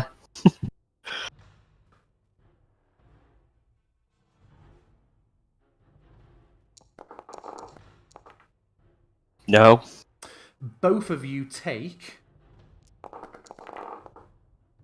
13 psychic damage. If you could please apply it to your character sheets for me.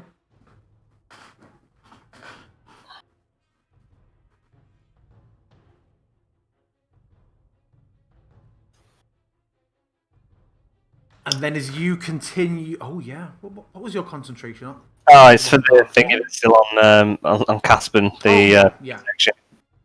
How do I remove the concentration? I don't know if from how Can you right-click yourself and go to the little token? Now, when I tried to do that to Core before, I added a separate one, but I don't know if each condition is set by a person, so you can have multiple of the same.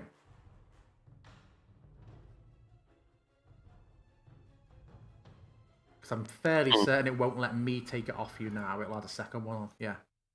Yeah, I can't. When I right-click my token, I'm not seeing anything. I've got my light source. I've got assign status effect. Yeah, that one. Oh, right, okay. And just toggle the thingy off. Okay, cool. No. Oh, no. It's the same. It put a second one on for him. Same as it did for me. yeah, don't worry about it. Yeah. Anyway. Fine. As you're sort of trying to step on this tendril to stop it, it's moving at speed and it's kind of like slipping through you under your boot a little bit, but it looks at you and the other one dashes out towards you, Bartandalus, with terrifying speed. It just seems to go from hanging limp at the side to just whip cracked out. It is going to make an attack advantageously at you. I will use my shield ward, as my shield is already up. So your ward and flare. Your disadvantage on the attack thing. Hold on a minute. No, I will use shield as a bonus action. Okay. Sorry, as a reaction. Yeah. Okie doke. Well, I don't have to do that until I get hit, though, do I? No. Okay, then yeah, I do nothing yet. Sorry.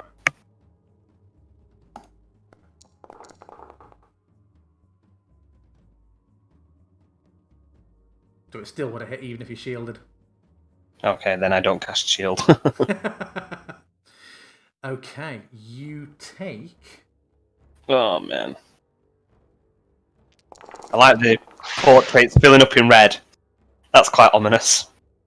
Filling up in red? Yeah, my character sheet now, Is it? Nice. Yeah, it's like a third red now. Oh, God, yeah. I am going to use my reaction for Sentinel. If someone next to me is attacked, I can make an attack as a reaction. Okay. Hang up, because the attack hasn't finished yet. Oh, God. So 25 damage. Has that been applied to you yet, Bartandalus? I didn't say. It doesn't show as having been You'll know when it has. Now it has.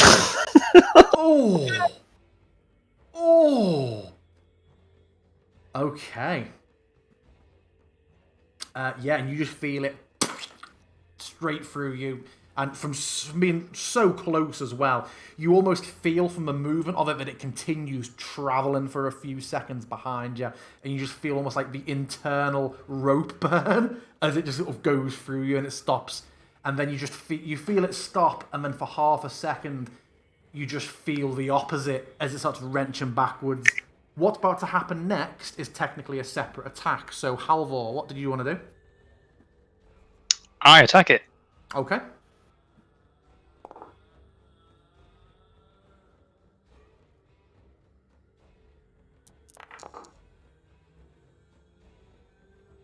Yeah. The axe goes in very deep. Where do you hit it? Kind of want to aim for its spiky hook arms, but there's only so much you can do. Yeah, you managed to get above where the arms are. So the shoulder, I believe, is the mystical term for it, and you get a deep blow across the shoulder. Next.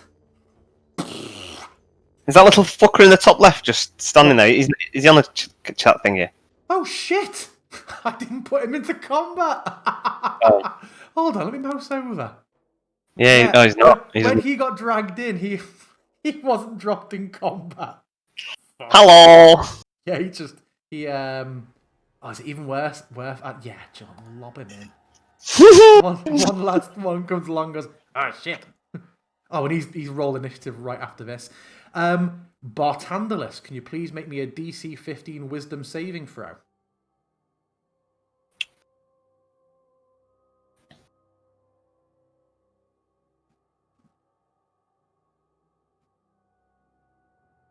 Oh shit! Was it saving throw before?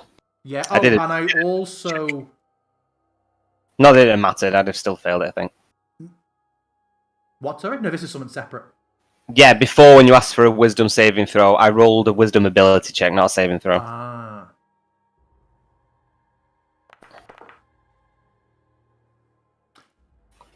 Okay, in that case, Bartandalus, with your 4 HP, you take 13 psychic damage. Night. You just see Halvor. Now does that Banff Angelo as well? I think we were saying that. I think he would, as he is through the attunement of an item that you possess. Yeah. Sense. So, Cora, as you've just sort of had Angelo hovering, flying overhead, you just suddenly... And Halvor, you see, in addition to Caspin being a crumpled heap on the floor on this spike, Bartandalus too goes down as Bartandalus hits 0 health and drops. But Halvor, both spikes are now occupied, so you're fine. Oh, well, I was worried. As he unzips, the first spike appears. And he just starts pissing. I'm trying to think, do you make your first save immediately or on your next turn? Your next turn. Okay. Cora, the light goes out from Angelo, and in your dark vision, you see the chatteling jump down from the wagon and start to beeline over. Esmeralda being slightly closer than you, she will be attacked first. Right. Sorry, that's what I wanted to think then, DM. When you were saying before about Caspin being dead, is he dead or is he making saving throws or was he just killed outright, like mass damage? He was killed outright with mass damage. Oh, He's a commoner. He's got... Sure. Because of his plot relevance, I increased his HP from 4 to 10. And I think the initial attack was something like 21. so That'll do it. That'll do it. Dead. Oh well. Oh well. It misses Esmeralda. Bartandalus, will you please make your first death save? First and last, because I'm just going to roll a 20. Trying to find where the death saves are. On the new sheet. I think over your portrait, you should see the option to roll. Oh, yeah. Oh, wow, okay. Yeah, it's nice. I like this. This is very cool.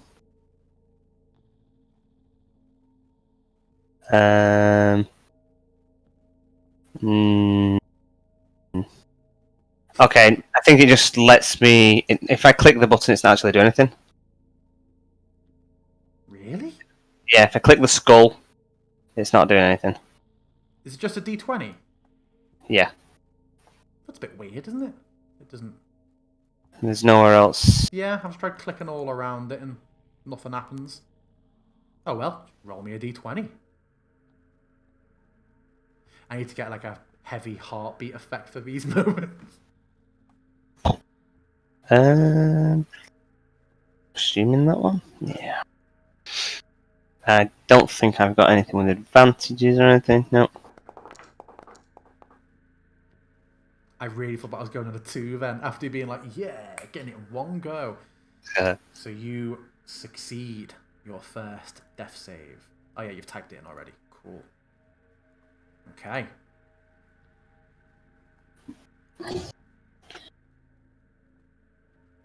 Halvor, as this creature stood in front of you, both of your friends dead on the floor, impaled, well, dead on the way, you just see from beyond them creature come charging over. Caspian is out of account. Esmeralda, down here. Creature leaping out at her is going to make a couple of attacks.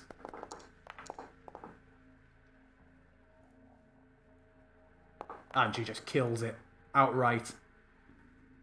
Rapier goes straight through it. You just see Cora as it bites at her and lunges out. She steps back, and as it comes out again, she just doesn't even make much of a thrust. She just holds the rapier out ready to attack, and it pretty much runs onto it in its desperation to get its arms and mouth around her waist. She just sort of puts a spiked foot just on its chest and just pushes it off the rapier, and then turns and. I didn't see a ramp on this side, did you? No, I don't think so. Sound a bit more aggravated. It's a high tension moment. I couldn't remember whether I saw one, so I'm going to say no. That's better. Sound like your friends are dying. Oh my god, my friends are dying! No, there's no ramp! And she will. I'm going to make her do an athletics check to try and get up. Yeah, she stows the rapier for a second and manages to clamber up, so that's basically all of her movement. Getting to the top of that. Cora, you're up. Oh no, everyone's gone up there and I'm stuck down here on my own, but I'm a bit scared to go back again. That chatteling's dead that's in front of me now, right? It is. Ooh. Fine. I'm going to go 15 foot that way, and then the 15 foot upwards. So I'm going to climb up there, but I've got the easy climb feature. I can't make myself put as a wall. So you want to get up there? Zip. Lovely. So hopefully, I'm hoping that this tree is now going to be able to provide me some degree of cover from the horrible spiky lady. No, the cover would be here. It's not a big floor shrub. Those are branches and leaves up in the sky. It would grant you cover from the rock. Great, thanks. Okay, well, there's other people in front of me that are more likely to get spiked, so I'm going to put my hunter's mark on the horrible beastie and fire on her. Or him. Can I do another Norris flyby, please? You can.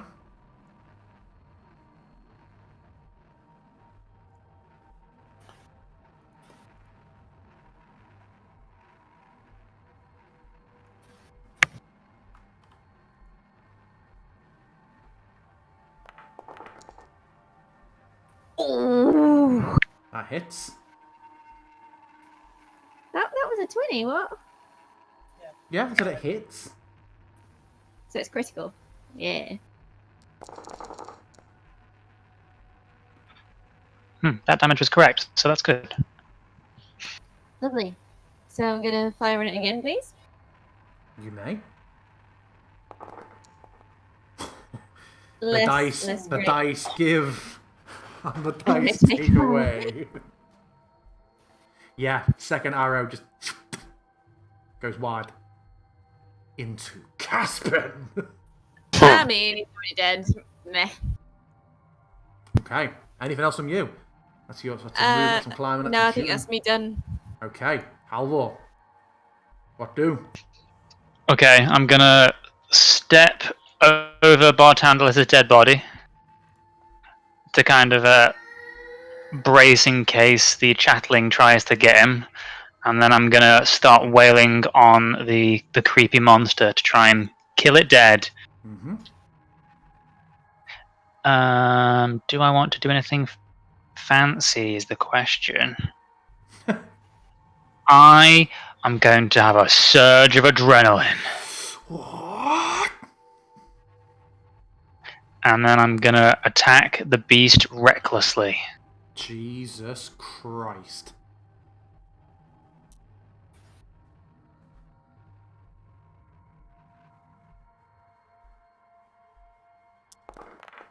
Yeah.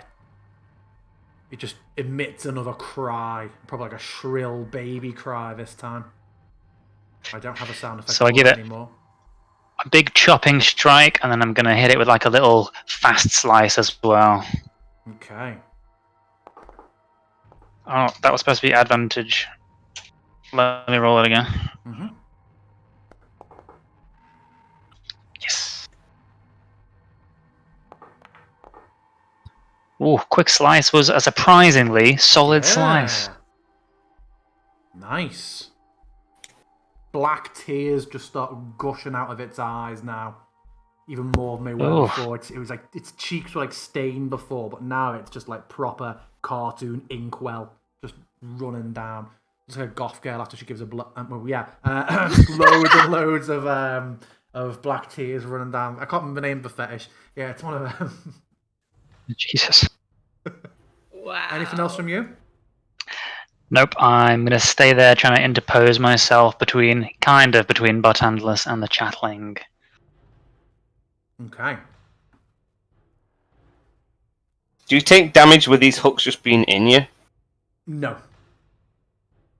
Okay. But you do take damage on Halvor and I suppose Bartandler still, because you're not dead. You're just no, you're unconscious. No. So I would say you don't have a consciousness to make this saving throw.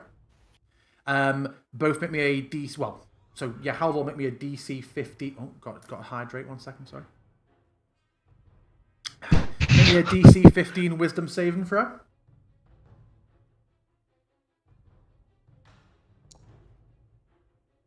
You take 10 psychic damage. No, psychic, my one weakness.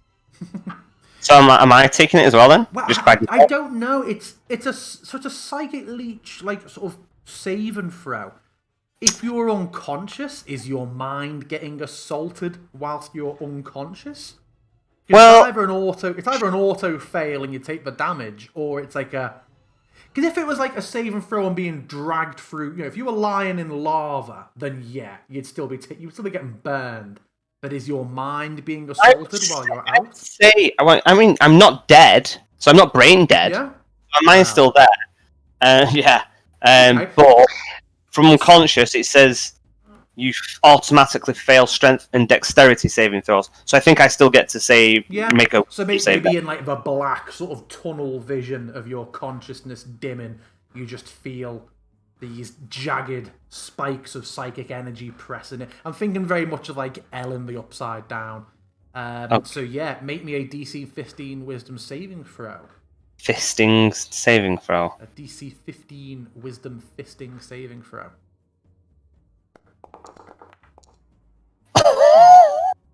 I suffer 2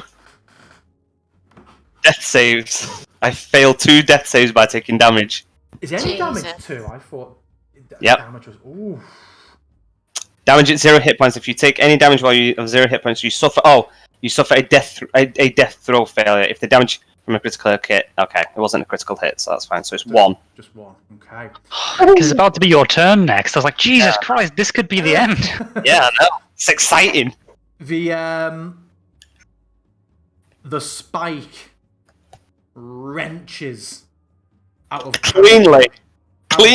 out of Caspin and just lashes back in, and then immediately, less than half a second's break, shoots out straight towards you, Halvor, advantageously. Well, there's no such thing as double advantage, unfortunately, but super fucking advantageously, because you are reckless and other reasons. Oh.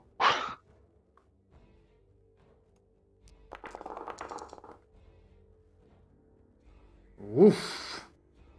24 hits, I believe. Do you have any shenanigans? I can't remember.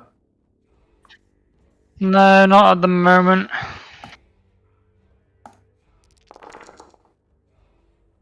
Now, do you need to dial that? Do I need to amend that to being halved? Because you're raging, aren't you?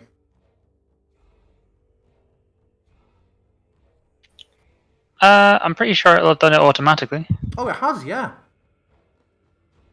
Oof. Yeah, so spike straight through you. And then make me a DC 15 saving throw, please, Halvor. Of what variety? Sorry, wisdom. Fuck, wisdom again. As just the spike goes through and you feel that leech and horror just come out and go up, you take 15 psychic damage, Halvor. Has that been applied yet? That didn't look like your health went down on that. Oof. How are you looking, Halvor? I'm looking like a man half dead. Was this chatling heading towards me, DM? Oh, yeah. Halvor's interposed himself. Okay. Okay. Bartandalus, make your death saving throw.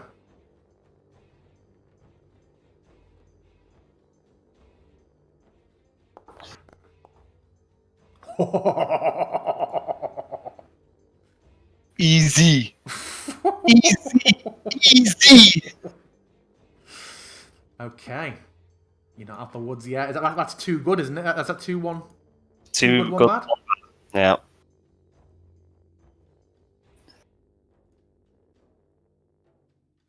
A chatteling. Halvor having interposed himself. And again, Halvor, as you sort of hear this creature getting closer and closer behind you, you see the spiky armed creature just seem to swell and grow a bit more. And it is going to attack you advantageously on account of your reckless nature.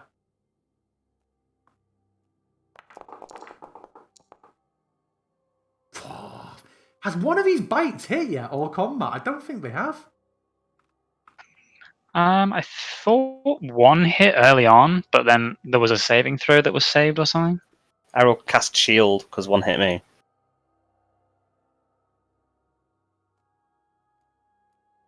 Esmeralda sort of arrive and at the top of the ledge she could call out, "No!" And she rushes over to go fall in on little boy. Halvor, as you hear her get closer again, the thing seems to grow even more. And she's going to make her attacks on the chatteling. Lady Chatterling's lover. Oh, Casper, no! At least I don't have to worry about. I can just roll the damage anyway. It doesn't matter.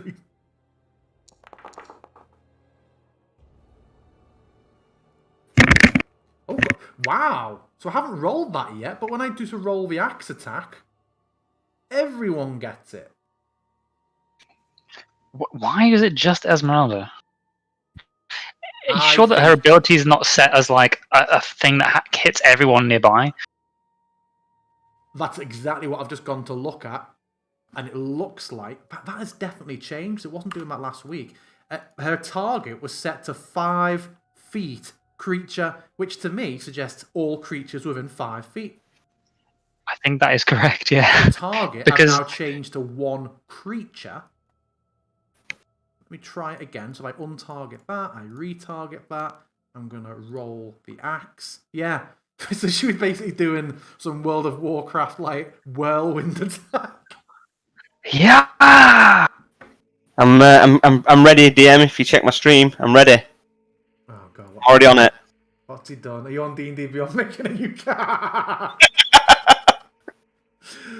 Good joke. We know you've already made it. Let's have a look. So that hasn't actually rolled the attack now. Fuck! Oh yeah, broken universe because I changed shit mid-attack. Reload application. Okay, back to it, Esmeralda. Target that boy. Roll the axe. Don't whirlwind everything around you. Oh, she misses badly. The fuck? Then she goes in with the rapier, which is obviously also fucking broken and set to attack everything. What? It's funny Oh, because that's fine. exactly how you that's how you set up spirit guardians, because it just that way it attacks everyone within 15 feet. And she kills the other Gru. Well, chatterling. Nice. All their names have come back up. Cora, what are you doing? I've been having a big debate with myself as to whether or not I should attack or I should go and help Barty, but I'm going to have to go help him because I'm scared he's going to die. To be fair, you wouldn't know whether Caspian is dead either.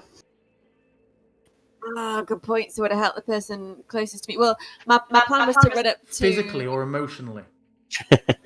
Ooh, so Caspian be either way. So I would run there instinctively, regardless. And you see the creature swell even further, Halvor. Fuck. But yeah, my instinct would be to bring back Barty because he's going to be better help to fight off what was going on. So I would also point out that Caspian is not stuck on a big spiky string. Bartandalus is. Just in case that would inform your decision making. Bartandalus is currently grappled. Caspian is no longer.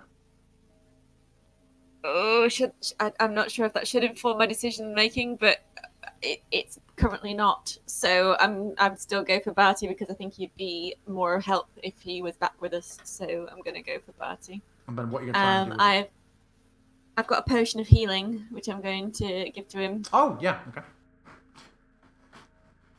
Yes, I thought you meant like drag him away. It's like, he's on a cord. Nope, come back.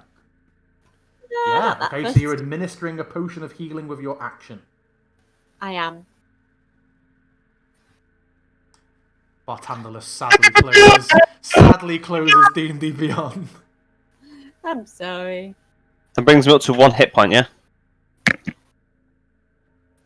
I think I have to roll this, don't I? Then it will give me 2d4 plus something. Do you get the full healing from a potion? I wasn't sure they just brought you up to 1 hit point. I thought it brought you back up to just 1. Oh no, isn't that stabilize? Stabilize doesn't give you any. No. 5e. Yeah, it's alright, you carry on. I'm looking it up. Okay, cool. Potion on dead person. Okay, so an amount of HP is restored to Bartandalus. You do anything with your bonus? No, I'm just going to move a little bit further away again. Just dips in, potion, dips out. Pretty much. Okay. Halvor, what are you doing? I am going to maneuver slightly so that I can bring the pain. I'm going to open with... Around this time, as you sort of step around, you just hear Bartandalus sort of gasp back to consciousness with a soon-to-be-determined amount of HP. You also hear a slightly higher pitch, more like from next to them both. What? Okay. I'm going to open with a shield bash, but this as much as I want to get advantage, I'm going to try and knock it away from Bartandalus. Okay.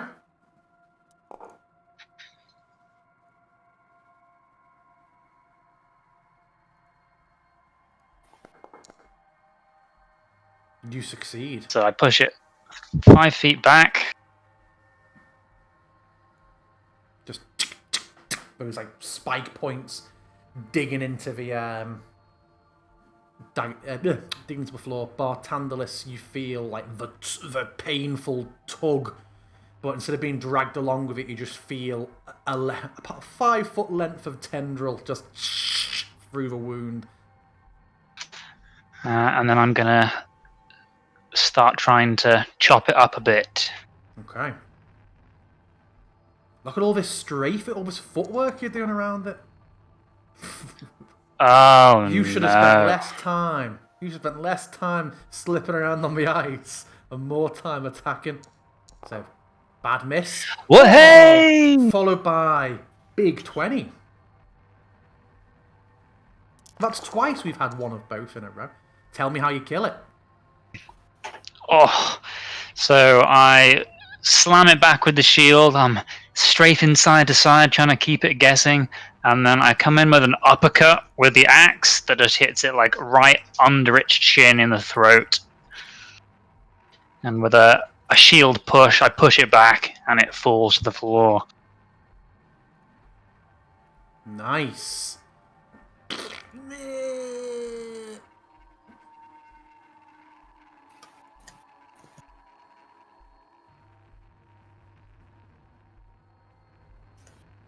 Cora, get back from the kettle and roll it. I'm doing it. I'm trying. Are you playing in a separate room, Cora? Have you moved into the office? No, I'm in the office.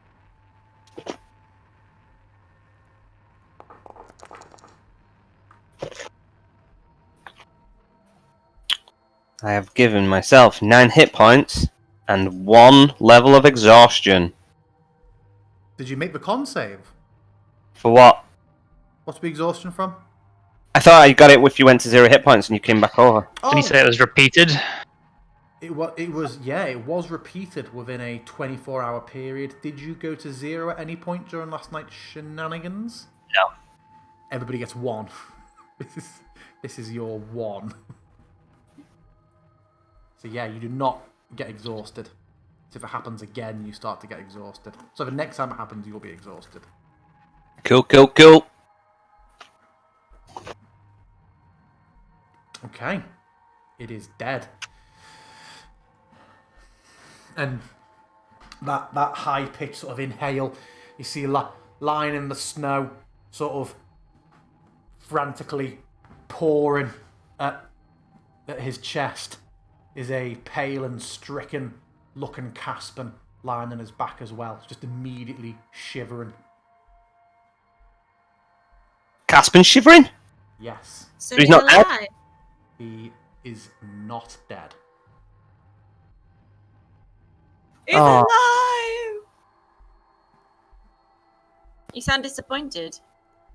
I don't trust it, but we'll see. Yeah, the creature topples, and you are stood in the icy darkness. Are we out of combat? You are out of combat. So as I kind of like come round, like trying to get my bearings, it takes a few seconds, see the creature, and I'm on my knees already scrambling into my bag of holding, and then I see Caspian is lying on his back breathing. And I scramble over on, like, I'm still on the floor, and I scramble over on top of, like, kind of on his chest, and I'm looking at him, like, his head in my hands. Boy! You're alive! I'm feeling fine. Just shocked from it all. But I am feeling. I've just remembered that I'm German, not Peruvian. I am feeling okay. I am. Are you well? And I'm still on top of him with his hands his head cradled in my hands, and they kind of like stiffen up, and I hold his head like solid, and my eyes wide. I'm like, "What deal did you make to come back? You were gone. I saw it with my own eyes." How did you know? I just. He offered to return me as. And he just sort of sags for a second, just a bit of relief. He said nothing was needed, just a single act of kindness. But I felt unable to refuse him. Oh, you're hurting me. And I'm gonna start pulling open his like the buttons on his shirt and like open his vest. Where is it? Where is it? I'm kind of scrambling, looking for a necklace or some kind of pendant or symbol to Mellifleur. You notice there is no longer a wound where he was just impaled. Mm-hmm.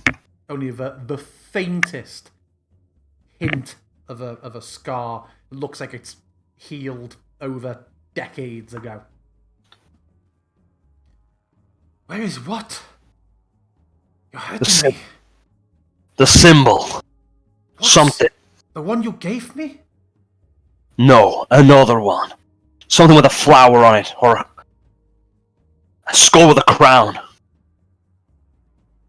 What is You've got something. You're wearing something. I'm wearing nothing. How for? What are you doing? Get off me. Why would I lie to you?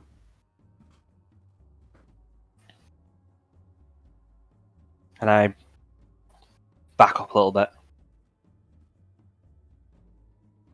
He looks less than pleased. He looks a bit hurt. The voice you heard.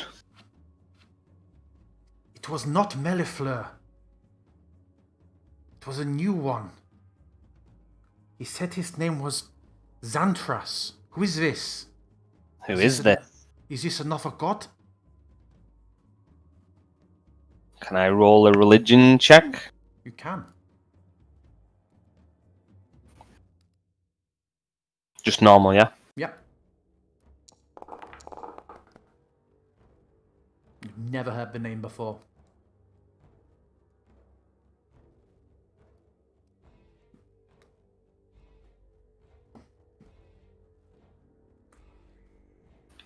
And I kind of stand up and I'm like kind of like looming over him. And then I hold my hand down to pull him up onto his feet. He tries his best to conceal wiping what might be a tear away the back of his hand, and then gets up himself.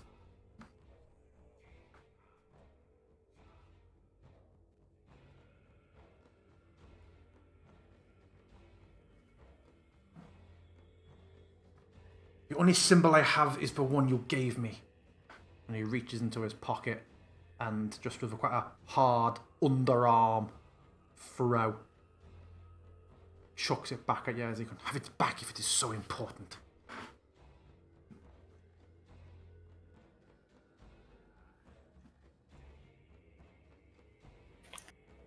I'm quiet. I've got nothing to say.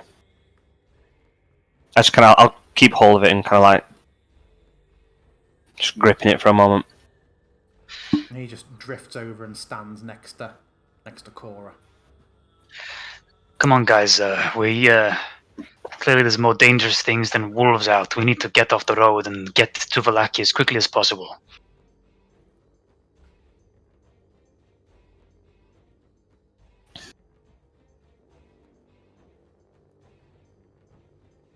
It comes to getting down. Caspin just sort of scrambles down a bit clumsily and then turns and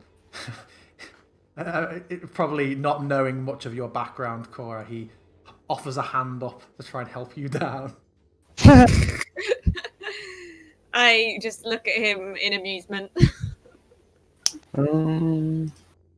She does a flip. Of the bird. No, I don't. I do more of a like superhero jump down, hand on floor 15 kind foot. of situation. Yeah, damn right. Can But she move weighs yourself- like 20 pounds, so it doesn't even like make an impact. I don't know if you can move yourself through the wall, bartenderless, so I've moved you through it for you. Did that? Okay, I'm healing myself with that, obviously. Yeah. Not very. Halvor, remove the 11 health you just received. Oh, It's Oh, sorry. Halvor. I was trying to double click myself and it wasn't doing it. Sorry.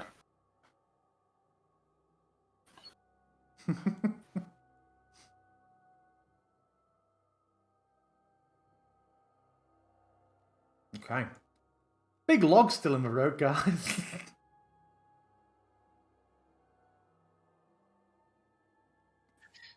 come on. I know you're all tired, but if we work together, we can move this quickly. Get on the other side, and we'll all drag it from the top and just pivot it so that it's out of our way. I shut the front door.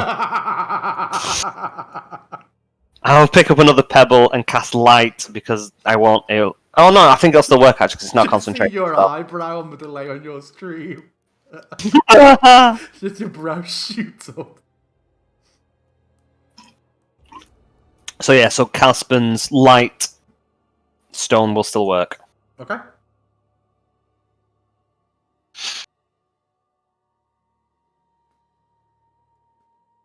Esmeralda comes over to assist as well. So what was it before? The name Xantar? Xantras. Xantras. Xantra. And as I'm kind of like putting my hands into this, a little bit careful that there's no creatures hiding around still, I will try and speak to Tenebris. Do you know one called Xantras? Has he tried to make a deal with the boy in my party?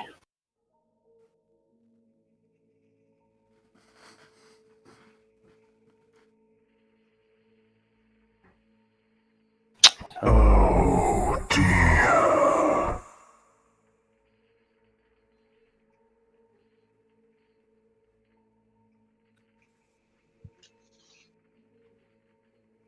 The boy's as good as lost. Breaking up a bit, but I think the boy's as good as lost. The boy's as good as lost. Getting worse and worse. Such a shame. Really? Even when I talk normally? Sound fine fine now. normal. So I sound fine now.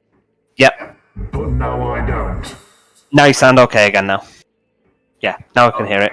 How about now? That one's breaking. I wonder if it's the low pitch of the voice trend not getting picked up by it. Possibly, yeah. Yes, he said the boy's as good as lost. He made a deal with him to bring him back from death. What can I do?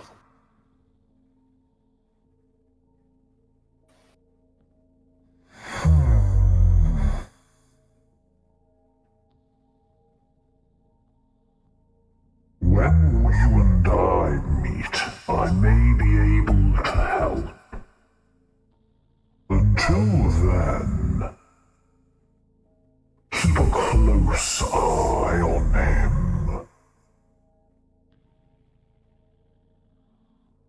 Xantras is not a friend.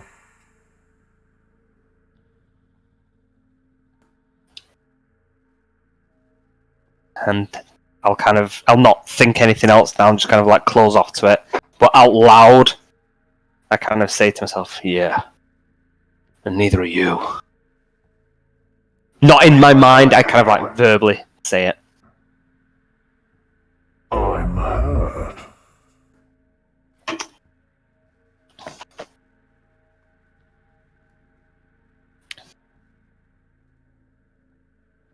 And I dig my hands into the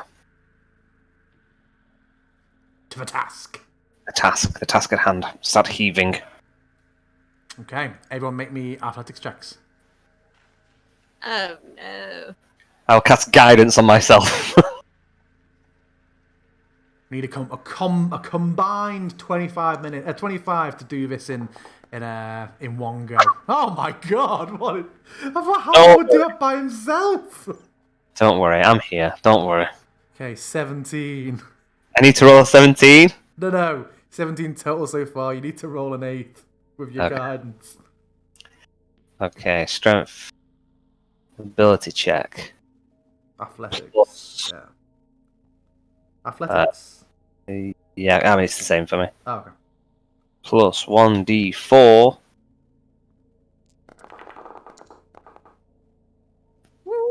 Hey! God. Unnatural, tenebrous infused strength fills him.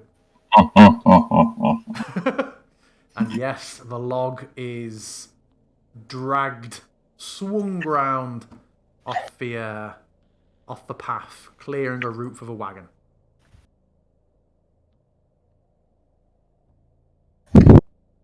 Right, quick, let's get the fuck out of here.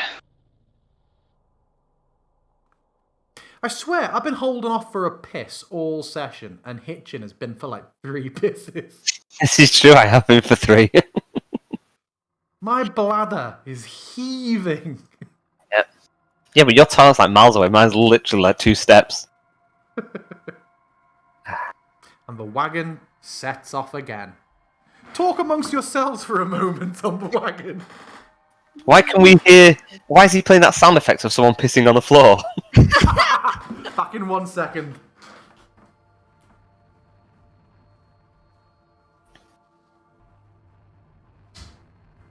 Well, as we are walking along the wagon, I will say to Halvor... I'm assuming Halvor's closer. Are you up front again, Cora? She is. Okay. I will say to Halvor, the boy made a deal with one of the dark powers. That's what brought him back. It's starting to feel like Barovia is nothing but dark powers. Yeah. Well, keep an eye on him. I Do don't you know have what... any idea of what these creatures were? Is this the new normal that we should expect? I don't know. I don't know what the normal was before. Usually I can take a kicking, but the way these things pierced my mind, it was like nothing I'd ever felt before. Yeah. It's a shame that it's gone the way it has, because the amulet could have been helping for that. But now, a little more than a trinket. Ah, I forgot. It needs to recharge at dawn, yes? Yeah. Well, no more dawns for us, perhaps. I don't know, maybe there's something we can do to change things back. But much like restoring the Fanes, I imagine that if we were to find that knowledge, it might be in the same place, the Umber Temple. All roads lead to it. It certainly feels like it.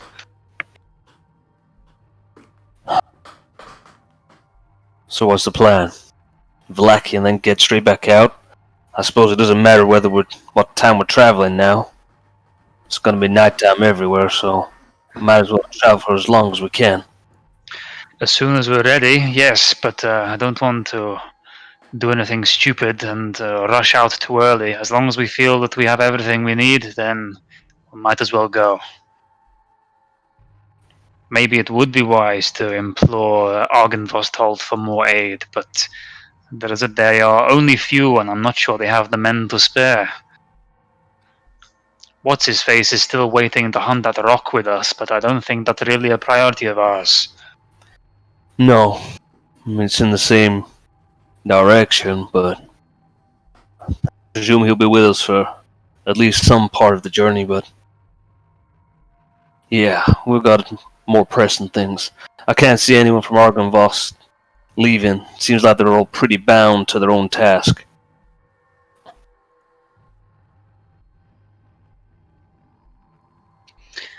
What do you think about trying to help them with their repairs before we go? We already had the most of the materials, the tools, etc. Or do you not think it's worth our time? I think that's going to be the easiest of the things that we need to do.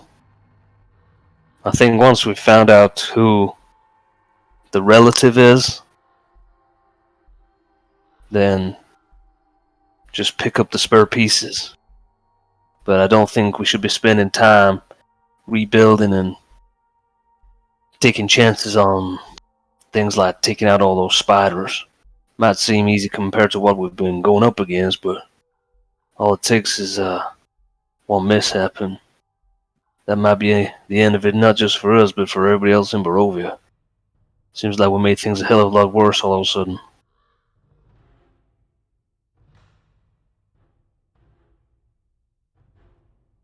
I made things worse. And he kind of like walks quietly for a minute.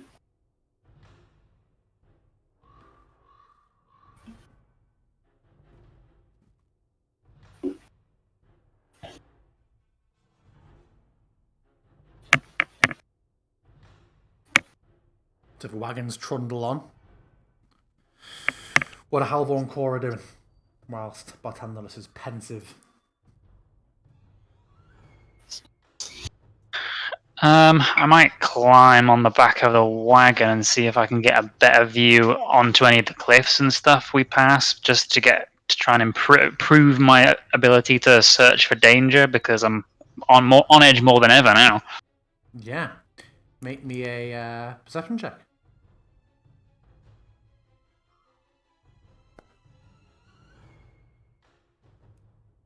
Okay. To be fair, those kind of rocky outcrops soon stop. Once you cross over the last bridge, you're entering a kind of, I always say floodplain, but just be more sort of open fields. You know, you've got that stretch of field where the woods sort of clear out and open up, and then the wide fields take you across to the little hamlet outside of the western gates of Vallaki. Trundling over like that jarring moment where you go from rough, frosty ground onto stone, and although the phantasmal steeds, their hooves don't slip on the stonework, the wheels kind of as they turn slightly to course adjust. The whole wagon sort of has a couple of little like sort of skids as it does Esmeralda, just sort of conversation he calls like, I don't presume for a second that the wagon will make it up the pass. But do we even take it part of the way, or shall we leave it at the mansion? I don't see a point in taking it. I think we're best off leaving it somewhere safe, to be honest. Feels like would have been better leaving it at the winery, the pace that we move with the thing. Wouldn't have had to stop for any fallen trees. Hindsight's a wonderful thing, Bartandalus. Yeah. I should have made it go ethereal and just. Well, it's like Santa's sleigh. A time later, when you reach a point where those trees come back, you get a distant view of Vallaki. You see there is what looks to be a large fire, or two large fires outside the gates, maybe a couple of dozen feet outside of each tower. So each of the new guard towers sort of lighten up the area outside on the gates. And even from like across the fields here, you hear sort of panicked shouts. So these are not intentional fires. I know they look like a couple of bonfires that have been set out. Okay. I'm going to put my hand to my codex and bamf Angelo and kind of send him up into the air. Yeah.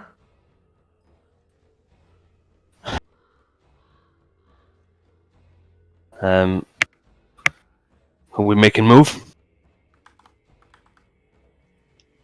That's all we're here for. Don't want to stay out here, that's for sure. Do we want to stop in with Yenny on the way? See if we can speak to Laura if she's still there. Sorry. The raised voices, Dan. They weren't in panic or anything, were they? They sound a bit of disarray. Yeah. Oh right, okay. So it's like rioting type thing going on, or a big something going on. Well, I don't think we've got time because something happened over there. Yeah, I think we should go and see what's happening before we worry about Yenny. And these look I like think they're just probably panicking about the fact that it's eternal night. I We mean, can find out. and I pause for a second. I say, "Hold up. There might be just something that came to me. The last time there was a festival here, it was for the burning sun, right? To make sure that the sun always rose. Yeah. And we killed and overthrew the Baron. There might be a couple of folk blaming us for that. But that was a long time ago. Yeah. It was like a couple of weeks ago. My foundry is completely frozen. I can't toggle between any sorts of scenes. Sucks That's to be weird. you. Works for us. Yeah, I'm going to try and pull you all to the campaign map scene just so something fucking loads. In fact, you know what? I'm just going to reload app. If I'm going down, I'm taking all you sons of bitches with me. I have moved my thing. So sorry, Barthandelus, yes, what you were saying? I've moved my screen if you want to restart it so it doesn't pop the IP or anything. Cool. It's something about the Valaki map. It really does not like the actual map of Valaki.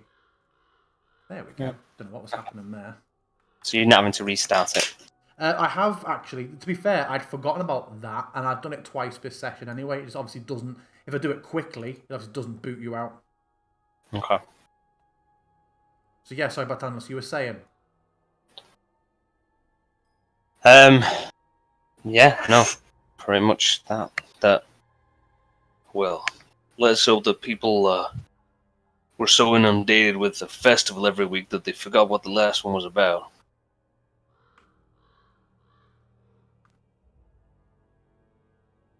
Be on your guard.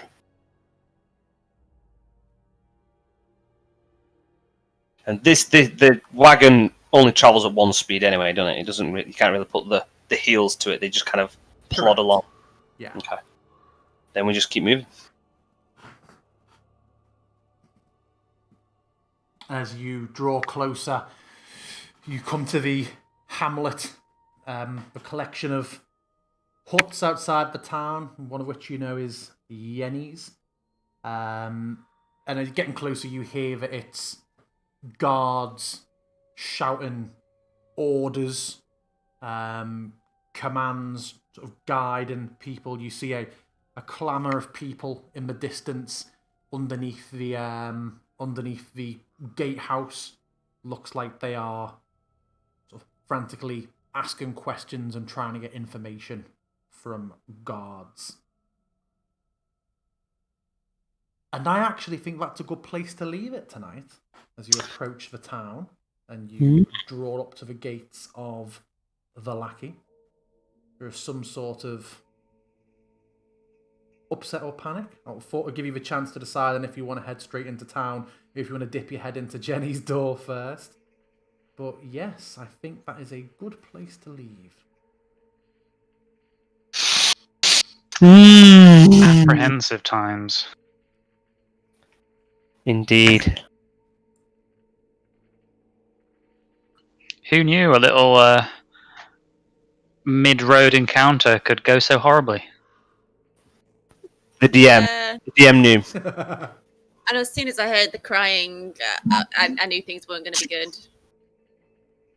Mm-hmm. No good comes of crying. There's just loads of them in Valaki. Oh no.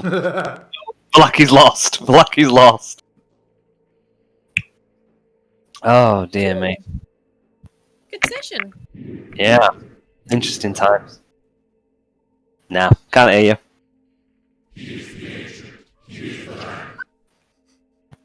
Ancient, he's the land. Wow, that's a long time ago. One must die. Come, demon. One must die. Well, Good session, DM. I've just finished off my juice for Mr. Deck. Yeah, I need to rehydrate. I don't know how long ago it was that I missed that last one from Deck, sorry. I got one this minute. So it tells you at the top of your activity Yeah, feed. maybe he's done it. I do it through OBS. It doesn't timestamp. Don't know why I'm saying it with a smug voice then, because that's a lack of features. I do it through OBS as well, but I open up Twitch's dashboard for the actual stream manager. Nice. So I can check. Anyway. My legion of mods do all that for me. Yes, Yeah. thank you. A very good session. An Yes. eventful session and a painful session. Yeah, Both painful. physically and emotionally for Barthandelus. Yeah. Just what we like. Bartandella's being sad. Any parting words to my... How many viewers have got today? 88 viewers. Have you really got 88 viewers? No. No. You've got 8 viewers. I've got 1, 2, 3, 4, 5, 6, 7 viewers. 7 viewers. Well, 7 viewers.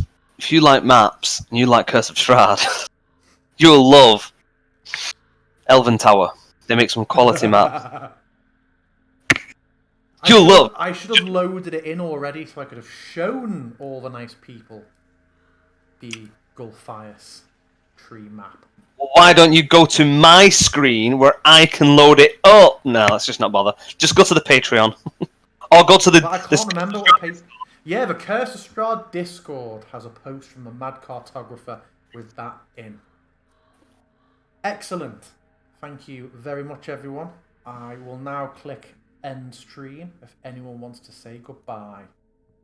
Goodbye. Bye. Bye. Goodbye.